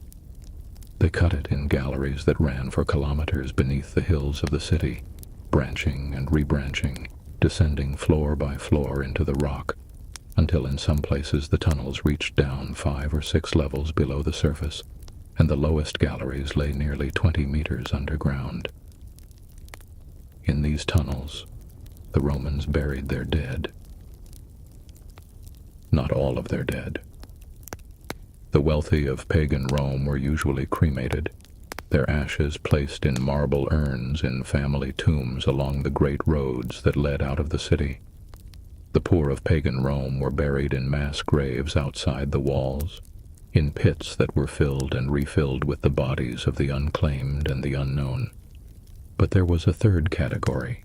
The early Christians of Rome and a portion of the Jewish community of Rome did not cremate. They believed that the body would be needed again at the end of time when the dead would rise, so they preserved the body. They wrapped it in linen. They placed it in a niche cut into the wall of a tunnel. They sealed the niche with a marble slab. They lit a lamp at the entrance, and they went home to the city above. The tunnels grew. Over 3 centuries, beneath the soft hills around the city of Rome, the Christian community of the imperial capital excavated more than 150 kilometers of these galleries. They buried, by some estimates, more than 500,000 bodies in them. The system was so vast that even today, after more than 15 centuries of exploration and excavation, parts of it remain unmapped, and some of it has been lost entirely. Galleries that were known to medieval pilgrims have been forgotten. Entrances that were marked on Renaissance maps have been built over. Whole sections of the catacomb network are believed to exist somewhere beneath the modern city, with their original entrances long since closed and their interior chambers slowly filling, century by century, with the silt of underground water. That is the mystery of tonight's 7th chapter. Not the catacombs we have found, the catacombs we have lost. The geology of the Roman hills made the catacombs possible. The volcanic tufa that underlies most of central Italy is soft enough to be cut, but firm enough to hold its shape after cutting. A man with a pick and a chisel could dig a meter of tunnel in a day's labor. The walls did not need bracing. The ceilings did not need beams. The rock supported itself as long as the tunnels were narrow and the ceilings were not too high. The Romans had been cutting tufa for centuries before the Christians arrived. The quarries that supplied the city's building stone were themselves underground galleries cut by professional miners. The early Christian communities, who were initially small and poor, used these existing quarries as the starting points for their burial tunnels. They extended the quarry galleries, they added side passages, they cut new tunnels at right angles to the old ones, creating intersections that they marked with painted symbols. A fish, an anchor, a dove, the Greek letters chi and rho overlaid into the monogram of Christ. As the communities grew, the burials grew with them. Some of the catacombs began with a single donor, a wealthy convert who allowed their family's burial chamber to be opened for use by other Christians, and then expanded outward, gallery by gallery, across the next 2 centuries. Each catacomb had its own name. The catacombs of Saint Calixtus, beneath the Appian Way. The catacombs of Domitilla, beneath the Ardeatine Way. The catacombs of Priscilla, beneath the Salaria Nova. The catacombs of Saint Sebastian. The catacombs of Praetextatus.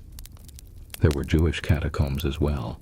The catacombs of Vignarandanini.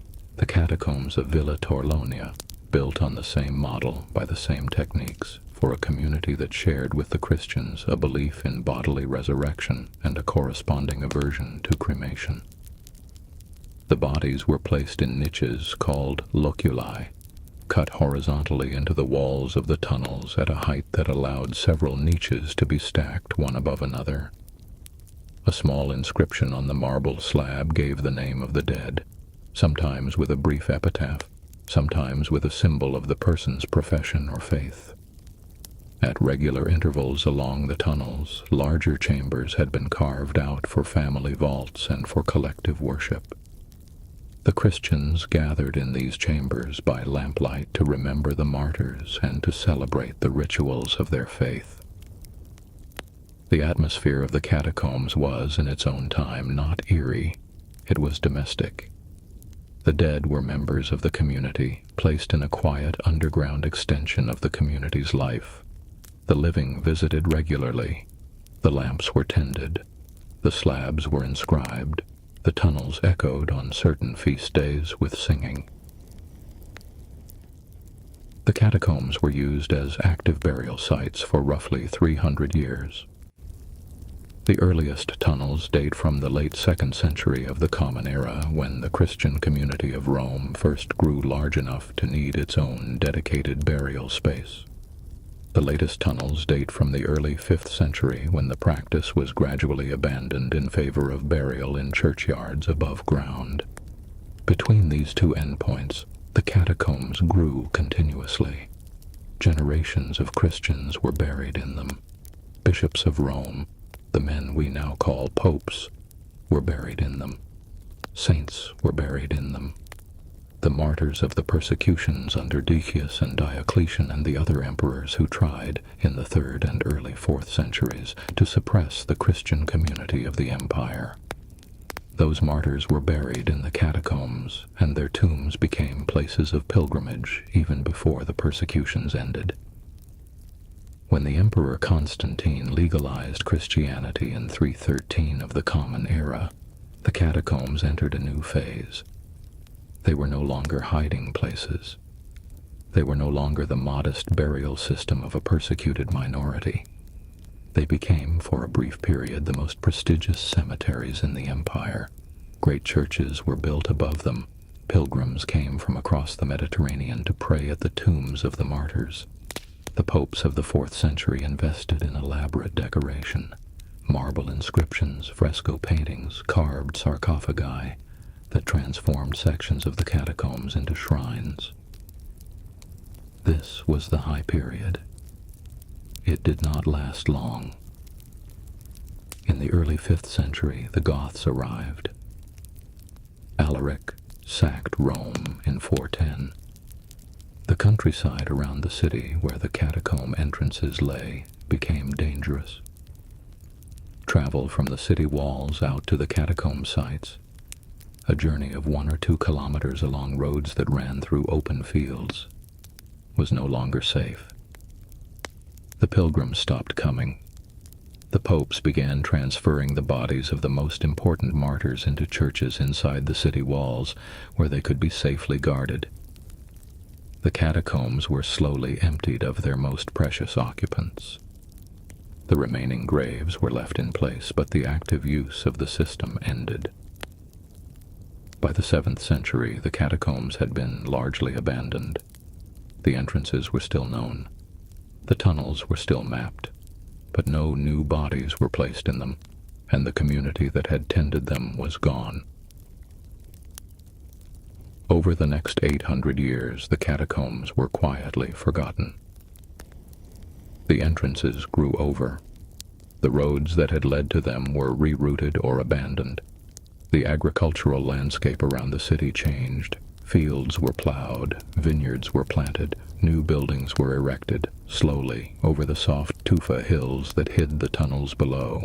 The names of the catacombs were preserved in a few medieval documents, pilgrim itineraries, papal records, lists of churches, but the physical locations were progressively lost.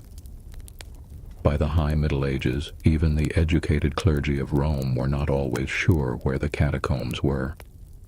They knew that the bones of Saint Calixtus, or Saint Sebastian, or Saint Agnes had once been buried in tunnels outside the city, but the tunnels themselves were now somewhere under cultivated land that no one had reason to dig up. The major bodies had been moved to safer locations inside the walls. The catacombs themselves, with their hundreds of thousands of more ordinary graves, had ceased to matter for the religious life of the city. This forgetting was, in its way, deliberate. The medieval church focused its devotion on the relics that had been moved into the city. Pieces of bone in golden reliquaries, kept in the high altars of the great basilicas. The faceless dead of the catacombs, who had been ordinary Christians of the 3rd and 4th centuries, were not the focus of medieval piety. Their tombs were not visited, their inscriptions were not recopied. Their existence faded from the active memory of the institution that had once tended them. In 1578, a single discovery changed everything. Workers digging in a vineyard on the Via Salaria, north of the city, broke through into a chamber they did not recognize. They lowered a man with a lamp. The man emerged hours later, badly shaken, to report that the vineyard sat above an enormous network of underground tunnels filled with the bones of long-dead Christians. The news spread. Within weeks, scholars were descending into the tunnels with notebooks and inkpots. They found inscriptions in Latin and Greek. They found frescoes of figures from the New Testament. They found loculi piled with bones, their marble slabs still inscribed with names and dates from the 3rd century. The Roman catacombs had been rediscovered. What had been forgotten for nearly 1,000 years was suddenly the most fashionable archaeological subject in Christendom. Scholars produced multi-volume studies. Painters reproduced the frescoes. Pilgrims returned. The Roman Catholic Church reasserted its claim to the underground heritage of the early Christian community. A new field of study, Christian archaeology, was effectively born from the rediscovery of these tunnels. But not all of the tunnels were recovered. Some remained lost. We do not know, even today, how much of the catacomb network has been mapped. The major catacombs, the named, famous, repeatedly excavated systems, are well documented. The catacombs of St. Calixtus alone have been surveyed at 20 kilometers of tunnels. The catacombs of Domitilla extend across at least 17 kilometers. The total mapped length of the Roman catacomb system, taken across all the known sites, runs to somewhere between 100 and 150 kilometers of galleries. But the early estimates of the total network were higher. Some of the medieval pilgrim records mention catacombs that no modern excavation has located. Some of the entrances marked on Renaissance maps lead now to dead ends, or to passages that have been deliberately walled off by later generations who feared collapse. Some of the inscriptions copied by 16th century scholars refer to chambers that 19th century archaeologists could not find. Modern radar surveys, conducted in the 20th and 21st centuries, have detected voids in the tufa beneath certain neighborhoods of Rome that do not correspond to any known catacomb on any modern map. Some of these voids may be ancient quarries, unrelated to burial. Some may be sections of known catacombs that have caved in and lost their connection to the main network, and some, a few by careful estimate, may be lost catacombs, whole burial systems, originally part of the Christian community's network that have been physically severed from the rest of the network, and that lie now beneath the foundations of modern apartment buildings, beneath public parks, beneath roads. The modern city of Rome cannot easily be excavated. Any construction project that reaches more than a few meters down must work around what may already be there. Often the archaeologists are called in. Often what they find is a section of catacomb that no one had recorded. The bodies are documented. The inscriptions are copied. The chamber is, when possible, preserved. But the work is slow, and the city above does not stop growing, and the systematic mapping of the underground city below is a project that may never be completed. There are, beneath the streets of Rome, bodies that have not been seen by human eyes for more than 1,500 years. Bodies that were placed in their niches by mourners in the 3rd or 4th century, sealed behind marble slabs, lit by lamps that burned themselves out a few hours later. Mourners who walked back up to the surface and went home. The slabs are still in place. The bodies are still in their niches. And no one knows, today, exactly where they are. What is left in the lost catacombs? We do not know. The major martyrs were moved. Their bones lie now in the great churches of the city, in St. Peter's, in San Clemente, in Santa Maria Maggiore. The famous figures of early Christianity are accounted for. Their tombs are tended. Their relics are catalogued. But the ordinary dead are not accounted for. The hundreds of thousands of Roman Christians who were buried in the catacombs over 3 centuries. The artisans, the slaves, the freedmen, the women, the children. Those bodies were not moved. They were not part of the medieval transfer to the safer churches inside the walls. They were left in their original niches with their original inscriptions, and they have remained there, mostly undisturbed, for the better part of 2,000 years. Some of them are in catacombs that we have rediscovered and mapped. Some of them are in catacombs that we have not. Beneath a public garden in the modern city, or beneath a quiet residential street, or beneath the parking lot of a small shop, there may be a chamber whose entrance was sealed in the 5th century and whose occupants have never been seen since. A small Christian community gathered on a particular afternoon in the year 320 or 350 or 380 to place a beloved family member into the rock. They wept, they sang, they sealed the loculus, they climbed back up to the surface. The community dispersed over the next century. The catacomb was forgotten, the entrance closed, and the loculus, with its inscription still intact, is still there. Somewhere. The mystery is not that we cannot find these graves.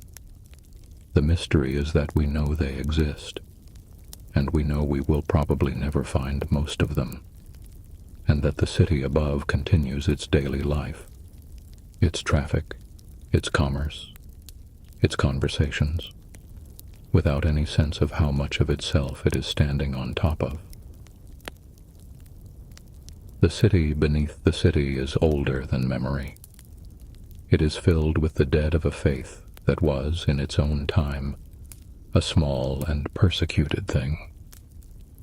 The faith is now the largest religion in the world. The dead, in their original niches, lie quietly in the rock, undisturbed by the centuries of change above them. We have rediscovered some of them. We will rediscover slowly a few more. We will not rediscover most. They are still there. They are still in the dark.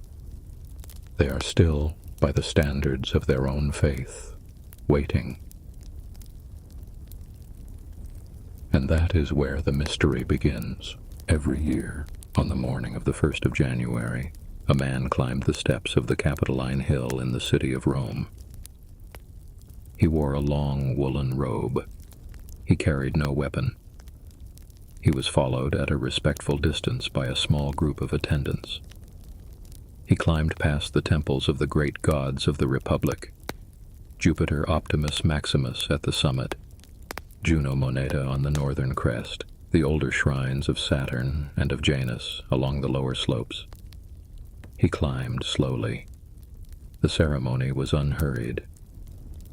The Romans were watching from below in numbers that varied by century, but that always included the senators of the city, the priests of the major colleges, and the magistrates who had taken office that morning. At the top of the hill, the man stopped. He turned to face the rising sun. He raised his right hand. He spoke aloud in a clear voice, a formula in Old Latin. The formula was very short. 6 words, perhaps 7, in a dialect that had become archaic centuries before. He waited. He listened. The crowd below was silent. Then he spoke a second formula in slightly more recent Latin, asking the gods of the city to grant a particular favor for the coming year. The favor varied. In some years it was the harvest. In some years it was the success of the legions. In some years it was the health of the emperor. The favor was always specific. The first formula, the older one in archaic Latin, never changed. The ceremony, with minor variations, was performed every January for approximately 1,000 years. It was abolished in the late 4th century of the Common Era, when the Emperor Theodosius outlawed the public observance of the old Roman religion. By the time it was abolished, the priests who performed it could no longer fully explain what the older formula meant. The words had become liturgical. They were spoken from memory, exactly as they had always been spoken, but the original meaning of certain phrases had drifted out of living understanding.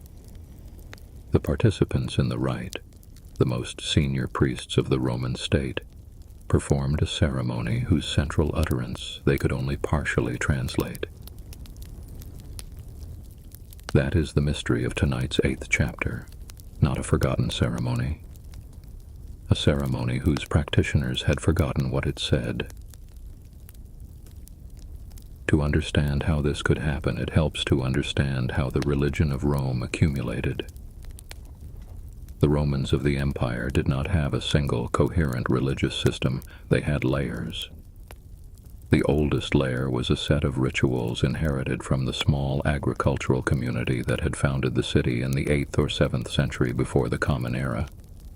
These rituals were tied to the land, to the seasons, to the boundary stones of the original Roman territory.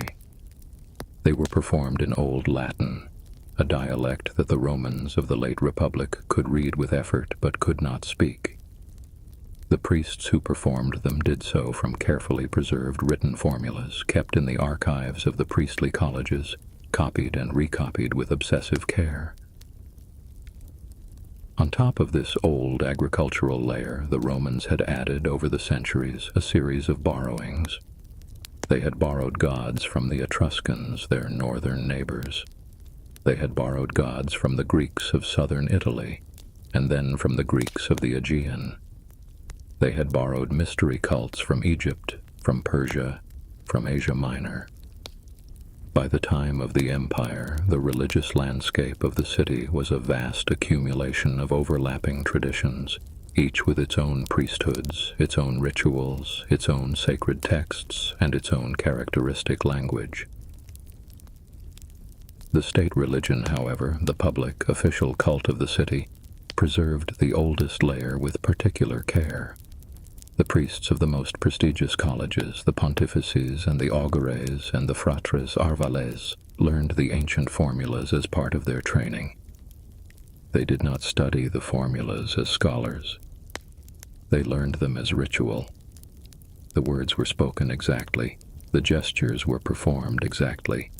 The order of the prayers was preserved exactly. To change any element of the rite was to risk angering the gods who had received the rite unchanged for 1,000 years. This is the paradox at the heart of Roman religion. The state cult was meticulously preserved. It was also gradually misunderstood. The Latin of the early Republic was not the Latin of the Empire. Sounds had shifted. Words had changed meaning. Grammatical structures had simplified. Some of the vocabulary of the old rituals belonged to a stage of the language so old that even educated Romans of the imperial period could not be sure what certain words referred to. The priests preserved the sounds. They could not, in many cases, fully preserve the sense. The clearest surviving example of this problem is a text called the Carmen Arval, the hymn of the Arval brothers. The Arval brothers, fratres Arvales, were one of the oldest priestly colleges in Rome. Their name meant the brothers of the plowed field. They were responsible for an annual rite performed in honor of an obscure goddess named Dea Dia, whose function had to do with the fertility of the agricultural land around the city. The college had 12 members. The membership was held for life. The members met each May in a sacred grove outside the city to perform a ceremony that included a sacred meal, a dance, and the recitation of the Carmen Arvale itself. The Carmen Arvale survives. It was found inscribed on a stone tablet in the 18th century, in the ruins of the Arval brothers' sacred grove. The inscription dates from the 3rd century of the Common Era, 1,000 years more or less after the hymn itself was composed. The text of the hymn is 6 lines long. It calls on a group of obscure rural deities, the lares, the Mars Simones, to protect the boundaries of the fields and to grant fertility to the crops. It uses words that appear nowhere else in Latin literature. It uses grammatical constructions that no other surviving Latin text employs. It is, even to modern philologists with 2 centuries of comparative linguistics to draw on, only partly translatable. We can read most of it. We are not certain of all of it. The Roman priests of the 3rd century who carved the hymn into stone could not have been certain of all of it either. They were preserving a text in a language that their own ancestors had spoken, but that they themselves could only partially decode. They knew what the hymn was for. They knew when to recite it, and how to recite it, and which deities it addressed. They did not know, with full confidence, exactly what every word of it meant. And yet they recited it, year after year, generation after generation. The fact that the meaning had become uncertain did not, for them, make the words any less powerful. If anything, the antiquity of the language made the words more powerful. The Roman religious mind was deeply conservative. An old prayer was a strong prayer. An ancient formula was a sacred formula. The Romans believed that the gods had been hearing these words for centuries, and they were not going to start hearing different words just because the language of the city had moved on. The priests sang. The gods received. The exact meaning of the song was, in the end, a matter for the gods to know. The principal college of Roman priests, the pontifices, kept a series of books. The books were not religious texts in the modern sense. They were not narratives or scriptures or theological treatises. They were procedural manuals. They listed the prayers to be recited in particular ceremonies, the offerings to be made on particular festival days, the order of operations for the major rituals of the state cult. They were the working documents of the Roman religious establishment. They were kept in the archives of the chief priest, the Pontifex Maximus, on the Forum. We have lost almost all of them. The few fragments that survive, preserved in quotations by later Roman writers, or partially recopied in the works of antiquarian scholars, give us a glimpse of an enormous body of ritual knowledge that simply did not make it through to the medieval period. The pontifical books contained, by the testimony of Roman writers, the exact wording of hundreds of prayers. They contained the calendar of every religious festival with notes on which deities were honored, which sacrifices were made, and which formulas were to be spoken. They contained the names of obscure gods whose worship had once been important and had then faded. They contained, in many cases, glosses on archaic vocabulary, small notes by earlier priests explaining what certain old words had once meant. When the pontifical books were lost, gradually over the centuries between the legal suppression of the old religion in 391 and the final decay of the city's pagan institutions in the 6th and 7th centuries, most of this material went with them. The few quotations that survive in later writers like Macrobius and Varro give us perhaps 1 or 2% of the total content. The rest is gone. We know that the rituals existed. We know, in many cases, the rough shape of the rituals. We do not know, in most cases, the exact words that the rituals required. This means that we have lost the operating instructions for a religious system that ran the spiritual life of the imperial capital for 1,000 years. We have in their place the descriptions of Roman writers who watched the rituals and wrote about them in general terms. We have the inscriptions on temples and monuments. We have the calendars carved on stone which list the festival days but not the prayers that were spoken on them. The Romans, with their characteristic obsession for written records, had recorded everything. The records simply did not survive. There is a deeper aspect to this loss. Even if we possessed the pontifical books in their entirety, even if we had every prayer, every formula, every glossed footnote, we would still not fully understand what the rituals meant to the people who performed them. Because meaning in religion is not located only in the texts. Meaning is located in the practice. It is located in the long inherited sense of what each ritual is for, what each gesture conveys, what each word evokes in the mind of the priest who speaks it and the worshippers who hear it. This is true of any religion. It is especially true of a religion whose central texts were, for the most part, in a language that had drifted past their original users. The priests of the late Roman period performed the same gestures that had been performed in the early Republic. They spoke the same words, but they did not necessarily attach the same meaning to those gestures and words. The world had changed. The Roman state had grown from a small Italian city into a Mediterranean empire. The Roman gods had absorbed the attributes of Greek gods, of Egyptian gods, of Anatolian gods. The conceptual vocabulary of Roman religion, what people thought when they thought about the divine, had drifted continuously, while the ceremonial vocabulary had been deliberately preserved. This produced a strange tension. The forms were unchanged. The understanding had moved on. When a Roman priest of the 2nd century of the Common Era spoke a formula in archaic Latin, he was performing an act of devotion. He was also, in a sense, performing an act of historical reenactment. The forms belonged to the world of his ancestors. The understanding belonged to his own world. The two did not always fit together. Some Roman writers were aware of this tension.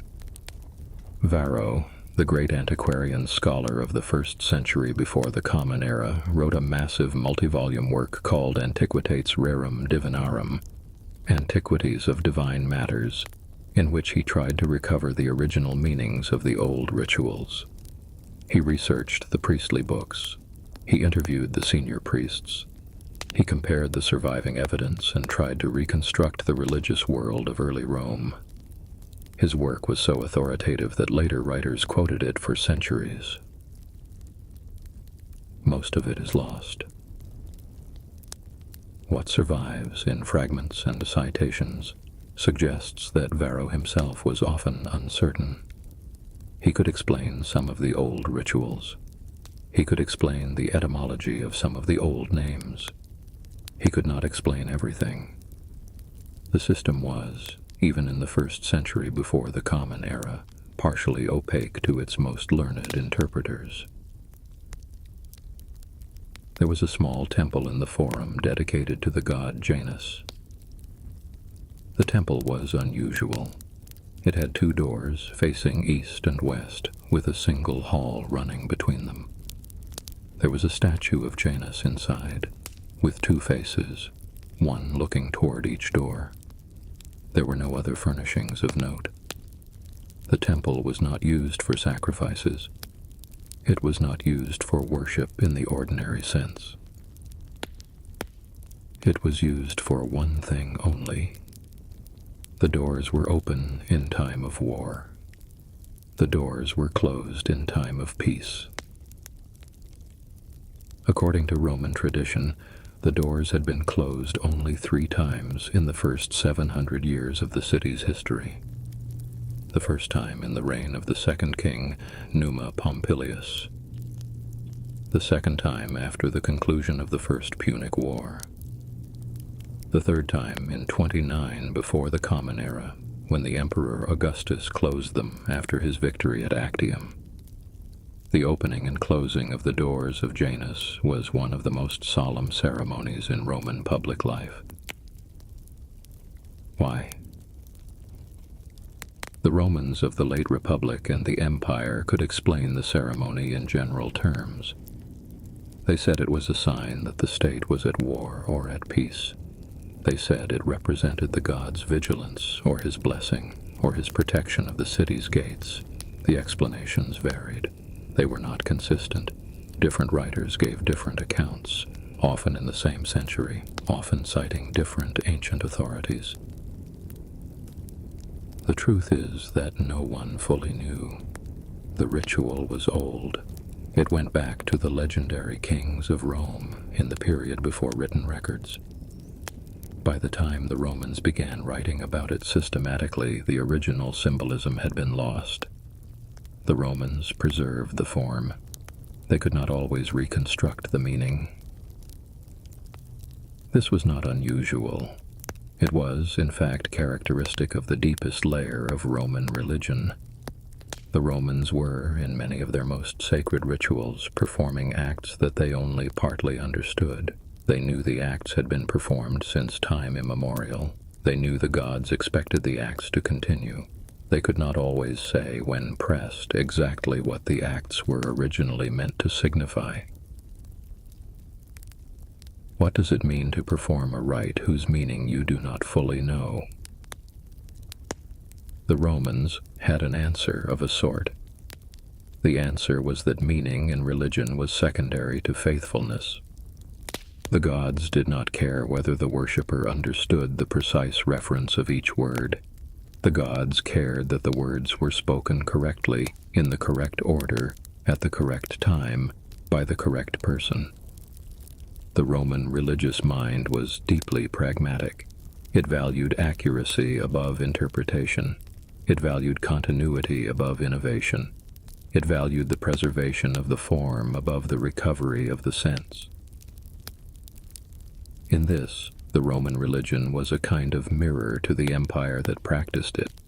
The empire ran on procedure. It valued exactness. It recorded everything and adjusted slowly. It was a system in which the doing of things mattered more than the understanding of things. The state cult was, in some sense, an expression of the same temperament that built the aqueducts and laid the roads. Get the procedure right. The understanding can follow, or not, as it will. What was lost when the rituals ended in the late 4th century was not just the rituals themselves. It was the system of preserved gestures that connected the imperial capital to the small village it had once been. The Romans of the empire had been, every January morning, reenacting a ceremony that had been performed in the same place by men who had spoken a different language and thought different thoughts. The line of continuity ran through 1,000 years of priestly practice. When the line was cut, the gestures stopped. The words went silent.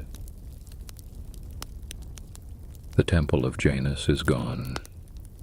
The Capitoline temples are gone. The pontifical books are gone. The Carmen Arvaloi survives only on a single inscribed stone in a museum. The man who climbed the Capitoline Hill on the first morning of every January has not climbed it in 1,700 years. The words he spoke have not been spoken in 1,700 years. And we are not entirely sure, even now, what some of those words meant. And that is where the mystery begins. In the year 1265, in a town in southern Germany, a monk made a copy of a map. The original was old. It had been kept, for as long as anyone could remember, in the library of his monastery. The monk did not know how it had arrived there. He did not know who had drawn it. He did not know exactly when it had been drawn.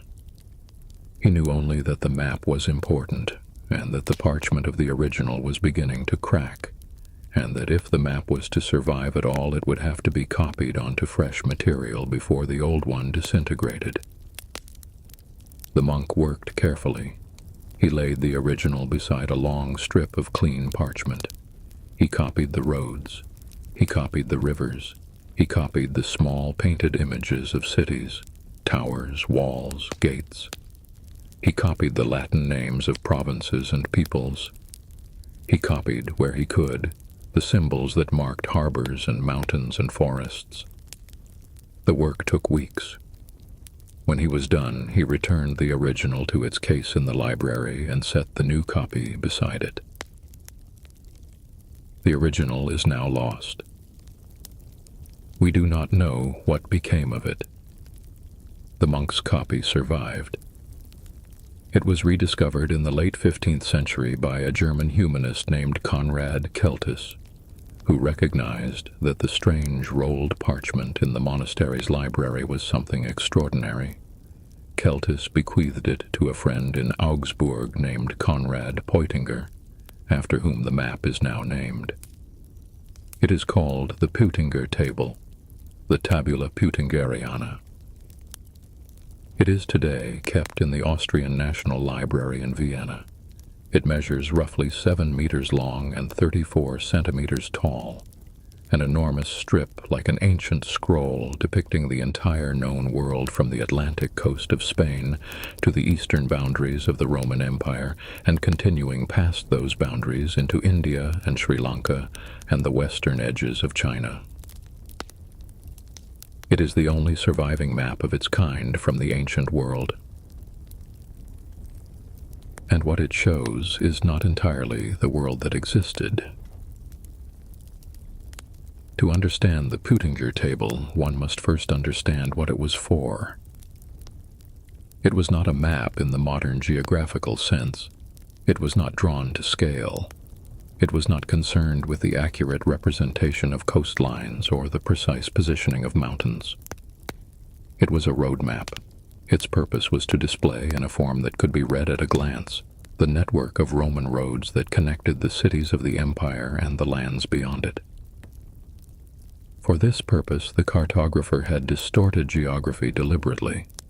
The Mediterranean Sea, which in reality runs roughly 2,000 kilometers from east to west, is shown on the Peutinger Table as a thin horizontal strip along the middle of the parchment, a kind of compressed band with land squashed above and below it. The Italian peninsula, which in reality juts southward into the sea, is laid out almost horizontally along the length of the map. Britain, which is in fact a substantial island, appears as a small rectangular patch at the upper left. North Africa, which is enormous, is reduced to a narrow ribbon along the bottom. What is preserved in this distorted geography is the connectivity. The roads run from city to city in their correct sequence. The distances between cities, measured in Roman miles, leagues, or other regional units, are written along the roads themselves. The cities are marked with small symbolic illustrations. A pair of towers indicates an ordinary town. A walled enclosure indicates a fortified city. A more elaborate illustration, a building with a domed roof or a complex of walls, indicates a major imperial center. Rome itself is at the heart of the map. The city is depicted with a particular grandeur, a seated personification of the city flanked by symbols of power, surrounded by the convergence of all the roads of Italy. The visual emphasis is unmistakable. The whole map flows toward Rome and out from Rome. The capital is the center of the network, and the network is what the map exists to show. There are roughly 550 cities marked on the parchment. There are more than 3,000 kilometers of roads. There are rivers, mountains, forests, deserts, harbors, lighthouses, and the occasional warning. A sea serpent in an unexplored stretch of ocean, a barbarian land marked only with the words, "Here live the people of the elephants," a region of desert marked with the phrase, "uninhabitable on account of the heat." It is, in its accumulation of detail, a remarkable document. It is also, in some of its details, a document that depicts places that did not exist. When was the original drawn? This is the first of the mysteries that surround the Peutinger Table. We do not know. The map shows certain cities that did not exist before particular dates. The city of Constantinople, for example, appears prominently. And Constantinople was founded by the Emperor Constantine in the year 330 of the Common Era, so the original cannot be older than that. The map shows the city of Pompeii, and Pompeii was destroyed by the eruption of Mount Vesuvius in 79. A city destroyed in 79 should not appear on a map drawn in 330 or later, so the map must, in some of its features, depend on sources older than 79. The map shows certain provinces with names that were used only in particular periods. It uses the name Dacia for a region that the Romans abandoned in the late 3rd century. It uses the name Britannia for an island that the Romans evacuated in the early 5th century. The mixture of place names suggests a long compositional history. The map, as we have it, is the cumulative product of multiple periods of revision in which earlier drafts were corrected and updated while old details were carelessly preserved. The modern scholarly consensus, such as it is, places the surviving form of the map somewhere in the 4th or 5th century of the Common Era, drawn at a time when the Roman state still administered most of the territories shown, but when the older details of cities like Pompeii had already become historical curiosities that the cartographer included out of conservatism or oversight. But this is only the date of the surviving form. The Peutinger table almost certainly descends from earlier maps that no longer exist. The Roman state had been drawing road maps for centuries before the date of our copy. There were maps in the offices of provincial governors. There were maps in the archives of the imperial cursus publicus, the official courier system that carried messages across the empire. There were maps painted on the walls of public buildings. We have references to such maps in the works of Roman writers. We have almost none of the maps themselves. The Peutinger table, in this sense, is a survivor. It is the last representative of a tradition of imperial cartography that produced over the centuries an unknown number of related documents, most of which have not come down to us. Among the cities marked on the Peutinger table, there are some that are difficult to identify. Some of these are simply cities whose names have changed or whose locations have moved over the centuries. A town that was called by one name in the 3rd century may have been renamed in the medieval period and may now lie in ruins under a different name in a different language. The geographer who tries to match the Peutinger table to the modern map must do detective work, with results that are often persuasive but rarely conclusive. But there are other cities, a small number of them scattered across the parchment, that do not seem to correspond to any known historical site. They are marked, they have names, they are placed along roads at specific distances from other identifiable cities, and yet they cannot be located. There are several explanations for this. The first is that the cartographer made errors. The original map, after centuries of copying and recopying, may have accumulated mistakes. A duplicate city marked twice with slightly different names, a place name misread by a scribe and copied as a new and different name, a city placed in the wrong location by a copyist who misread the distance figures. The Peutinger table that survives is the work of a medieval monk copying an earlier copy of an earlier copy. Errors are not just possible, they are guaranteed. A second explanation is that some of the cities on the map were real but minor, small Roman way stations along the road network, places that existed primarily as administrative posts for the imperial mail, and that disappeared once the imperial mail itself disappeared. There would, in this case, be no archaeological trace or only the slightest of traces of these places. The fact that we cannot find them does not mean they did not exist. It means only that they were too modest to leave a mark. A third explanation is more unsettling. Some of the cities may have been imaginary. The Roman administrative offices that produced the original maps drew on a variety of sources: military reports, traveler accounts, older Greek geographical traditions, and the kind of speculative information that fills the gaps in any large bureaucratic survey.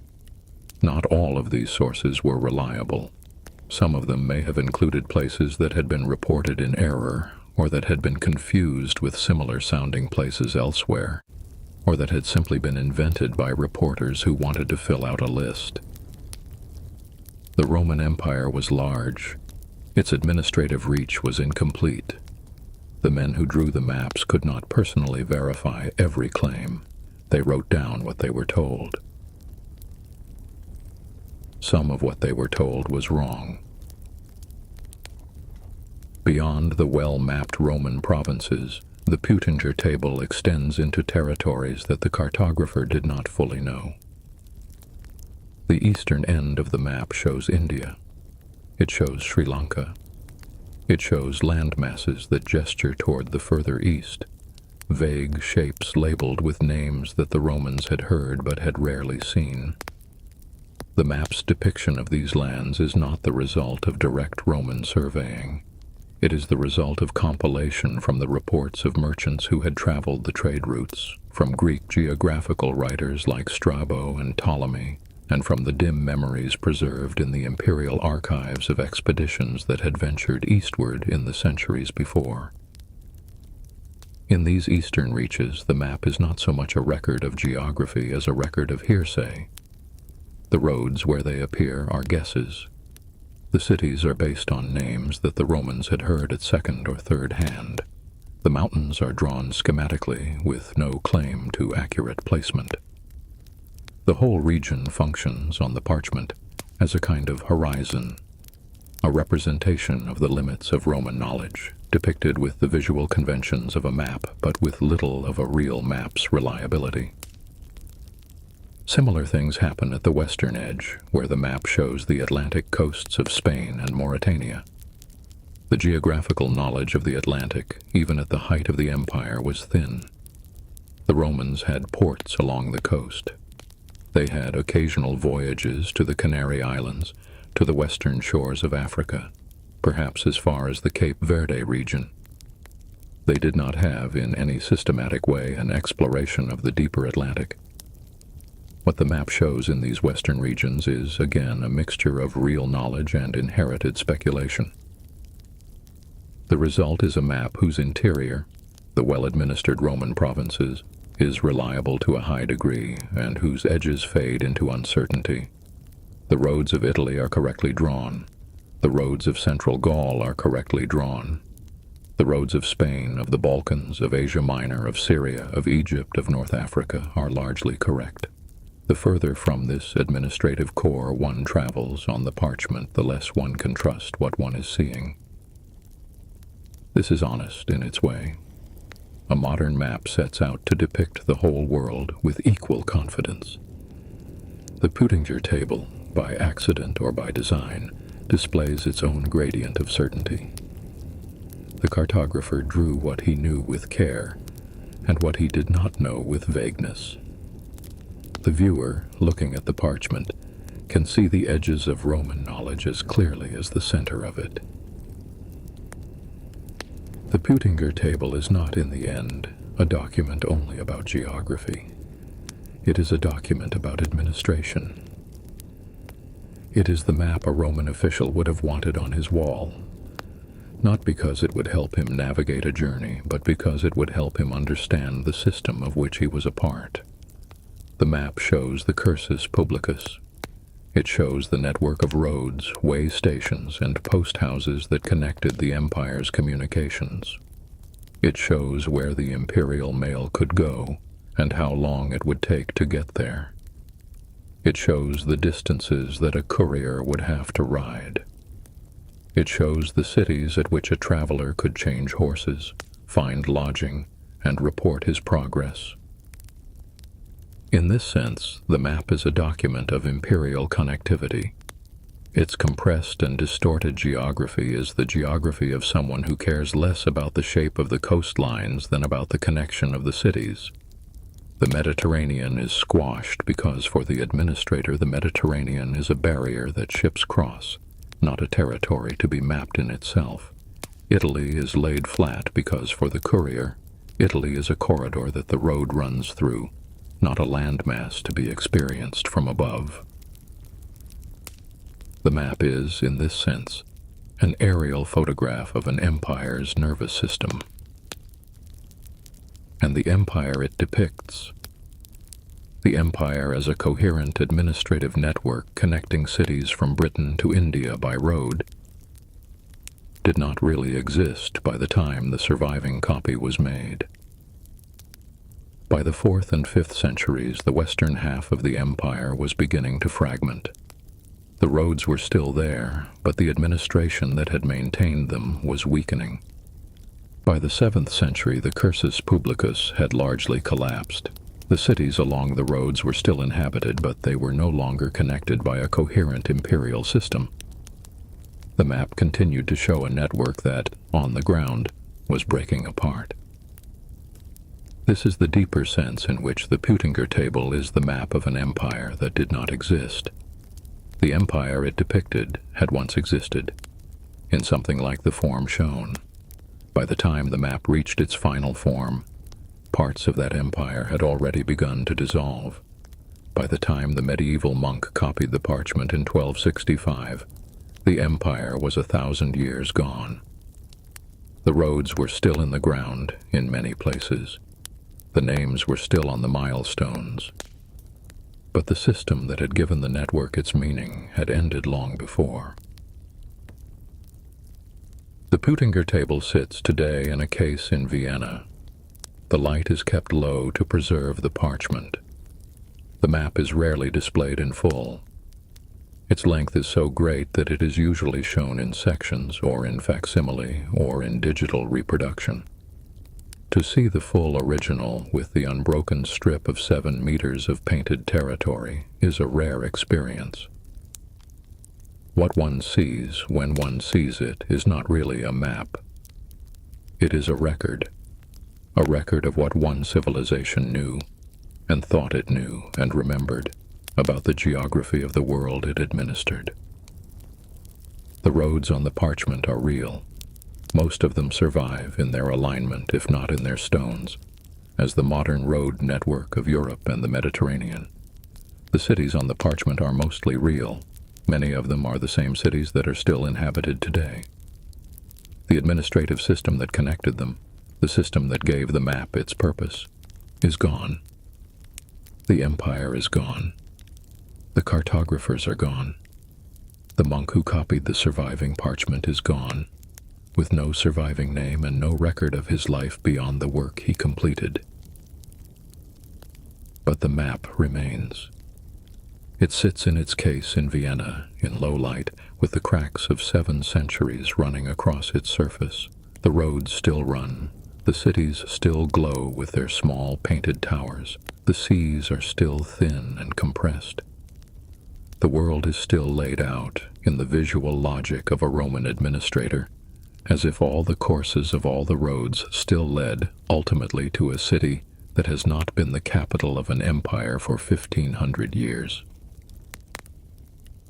And we do not know who drew the original, and we do not know when, and we do not know how it survived the long centuries of forgetting, and we do not know how many other maps once existed alongside it. And that is where the mystery begins. The Roman Empire ended slowly. There is no single date on which it can be said to have ended. There is no single battle, no single decree, no single moment of collapse. The western half of the empire, with its capital eventually at Ravenna, decayed gradually across the 5th century as the imperial administration weakened and the various Germanic peoples who had settled within its borders took on more and more of the functions of government. In the year 476, a young emperor in Ravenna named Romulus Augustulus was deposed by a Germanic general named Odoacer. The imperial regalia of the Western Empire were sent back to Constantinople.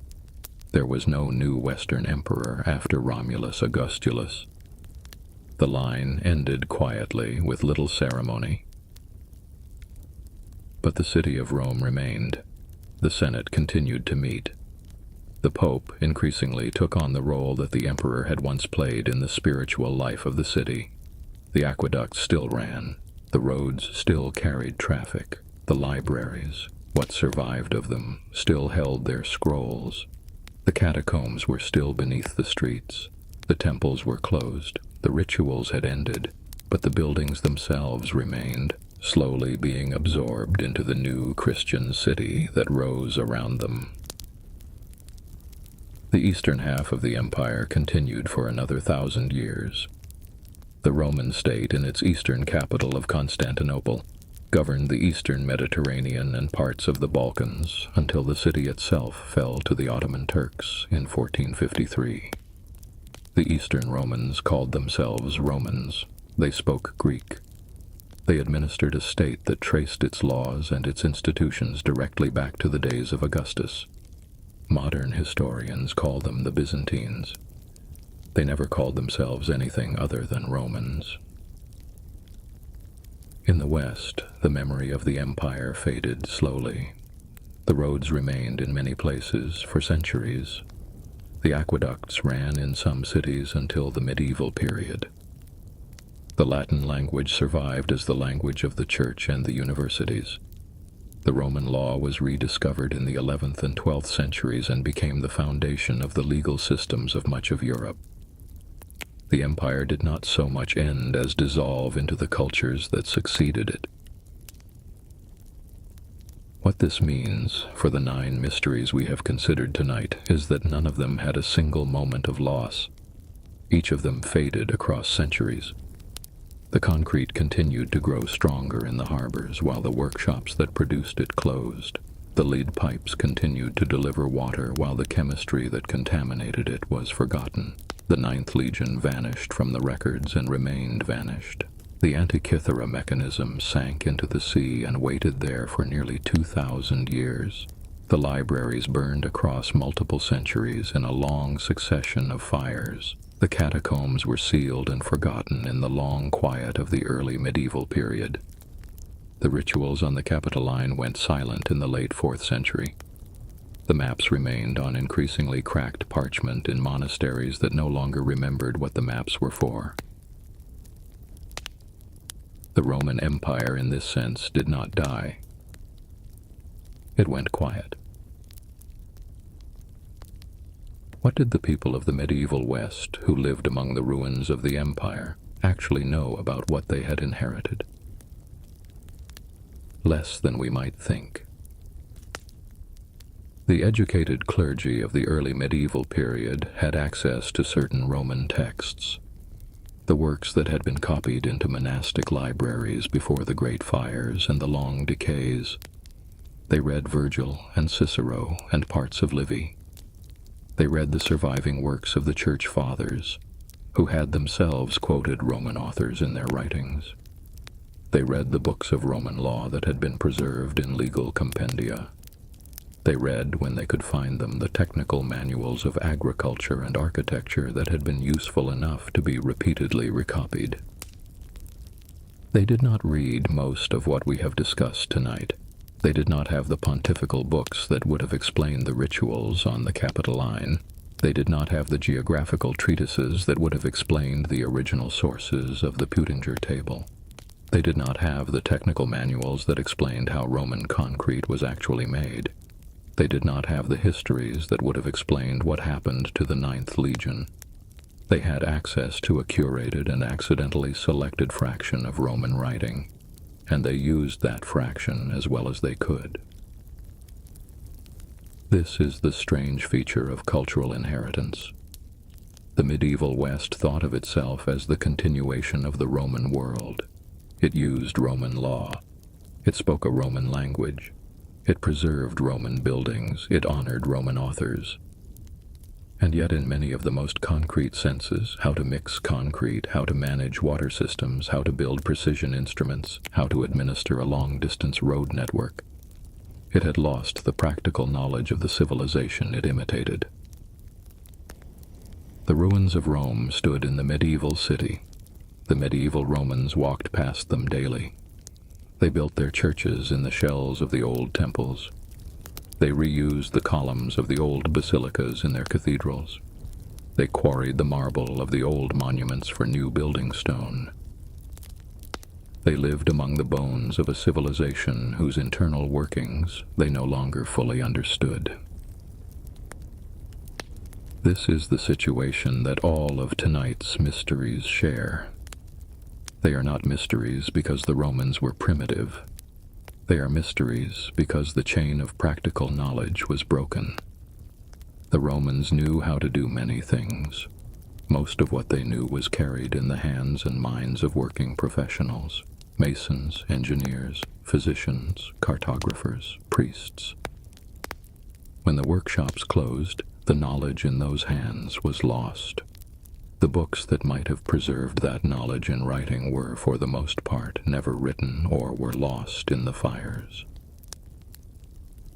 What we have is the residue, the buildings, the inscriptions, the few surviving texts, the random accidents of preservation.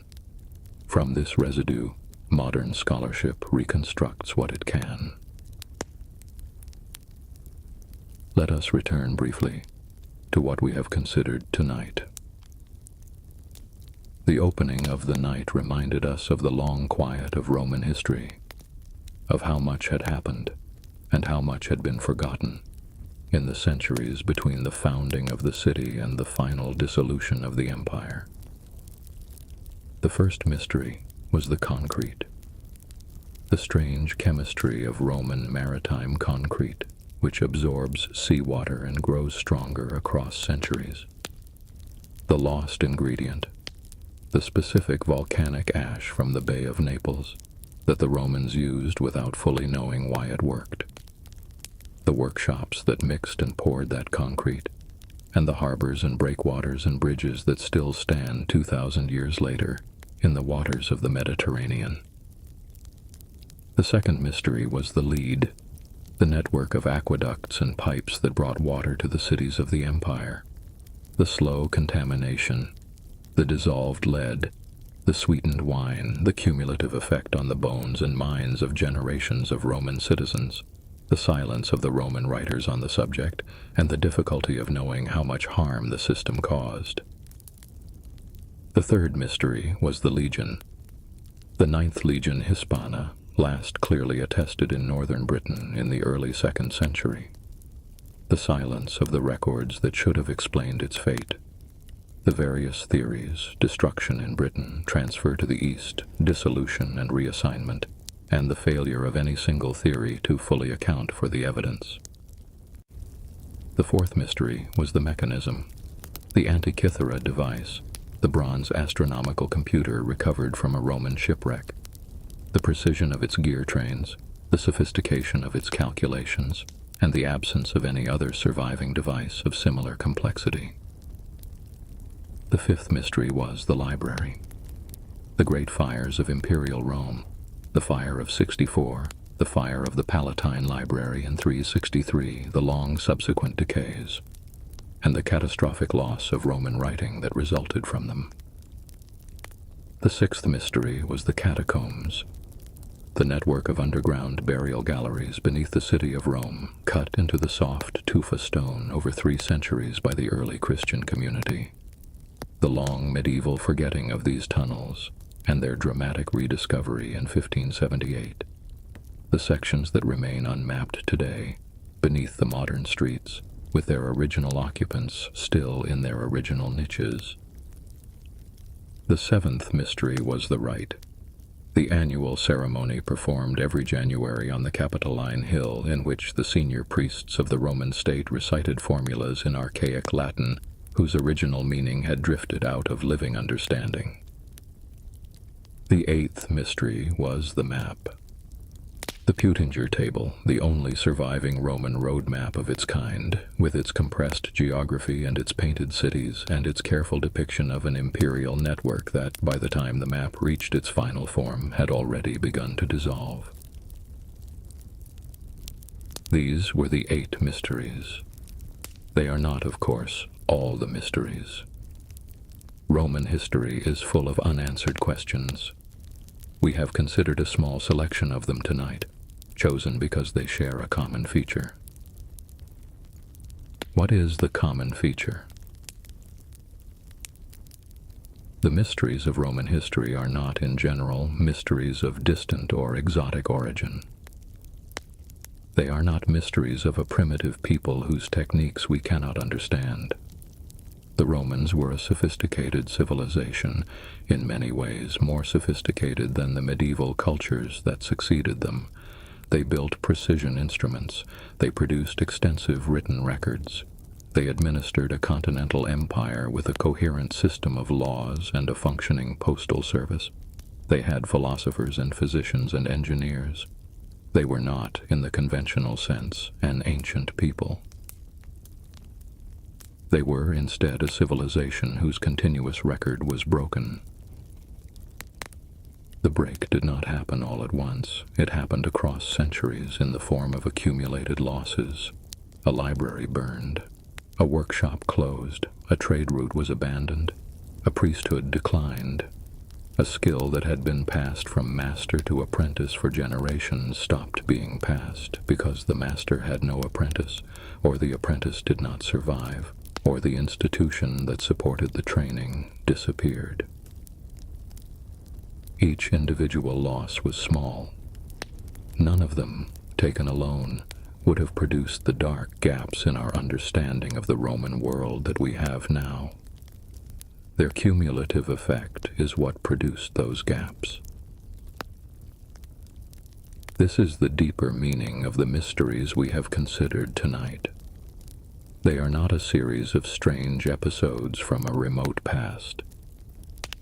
They are the symptoms of a long quiet, a slow, undramatic, century-by-century leaching of practical knowledge from a civilization whose written records were also being slowly destroyed.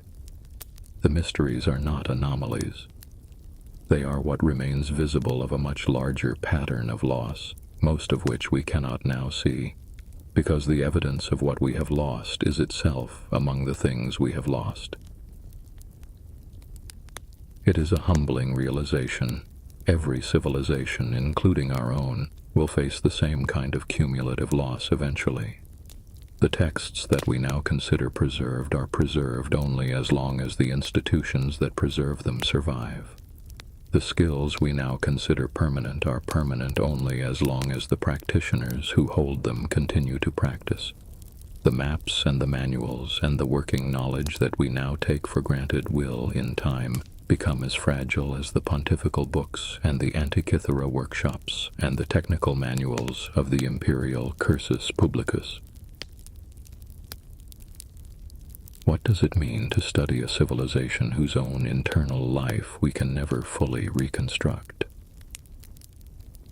It means accepting that some of the most important questions will not be answered. The Ninth Legion will, probably, remain vanished. The exact composition of the best Roman concrete will probably remain partially obscure. The original meanings of the Carmen Arvale will probably remain only partly recoverable. The lost works of Livy and Sallust and Asinius Pollio will not return. It means doing the work anyway. Modern scholarship continues to make progress. New fragments are discovered. New techniques of analysis are developed. The Antikythera mechanism, 2,000 years after its construction, is better understood now than it has ever been since the Greeks who built it. The Roman catacombs are still being mapped. The technical chemistry of Roman concrete is now being studied by modern engineers who have begun to replicate some of its properties for the construction of new harbor breakwaters. It means accepting the silence as part of the story. The Romans, in their long history, did not record everything. The things they did record, they did not always preserve. The things they preserved, we did not always inherit. What we have is a partial document with most of its pages missing, and we have to read it carefully and patiently and with full awareness that the absences are as important as the presences. The stones still stand. The aqueducts still carry water in some places. The roads still run beneath the modern asphalt. The concrete in the harbors is still growing stronger. The mosaics still glitter on the floors of certain villas when the dust is brushed away. The Latin language still echoes in every Romance tongue. The Roman law still shapes the legal systems of most of the world. But the workshops are closed. The priests are gone. The librarians who carried the scrolls from shelf to shelf have not walked those halls in 1500 years. The cartographers who drew the original of the Peutinger table left no name. The engineer who designed the mechanism left no signature. The soldiers of the 9th Legion lie, if they lie anywhere, in unmarked ground that no archaeologist has ever turned. The Empire is gone. The mysteries remain. They will remain, in some form, for as long as anyone studies the Roman world. The work of recovery continues. The fragments are gathered. The inscriptions are read. The patterns are reconstructed where the evidence permits, and acknowledged as gaps where it does not. That is the work of history. It is also, in a quieter sense, the work of memory. We remember what we can. We accept what we cannot recover. We pass on what we have in the hope that the people who come after us will continue the work, and that the long quiet will be, in some small measure, listened to and understood. The lights of the Empire have been out for a long time. The shape of what they once illuminated is still visible, faintly in the dark. And that is where the mystery, in the end, remains. If you have stayed with us through these 9 mysteries, thank you. The hours of the night are long, and we are grateful for your company. Wherever you are listening, we hope these stories have brought you some quiet, some warmth, and some small sense of the long and patient passage of time. Sleep well. Rest deeply. Follow Eyes of Earth for more ancient history. Good night.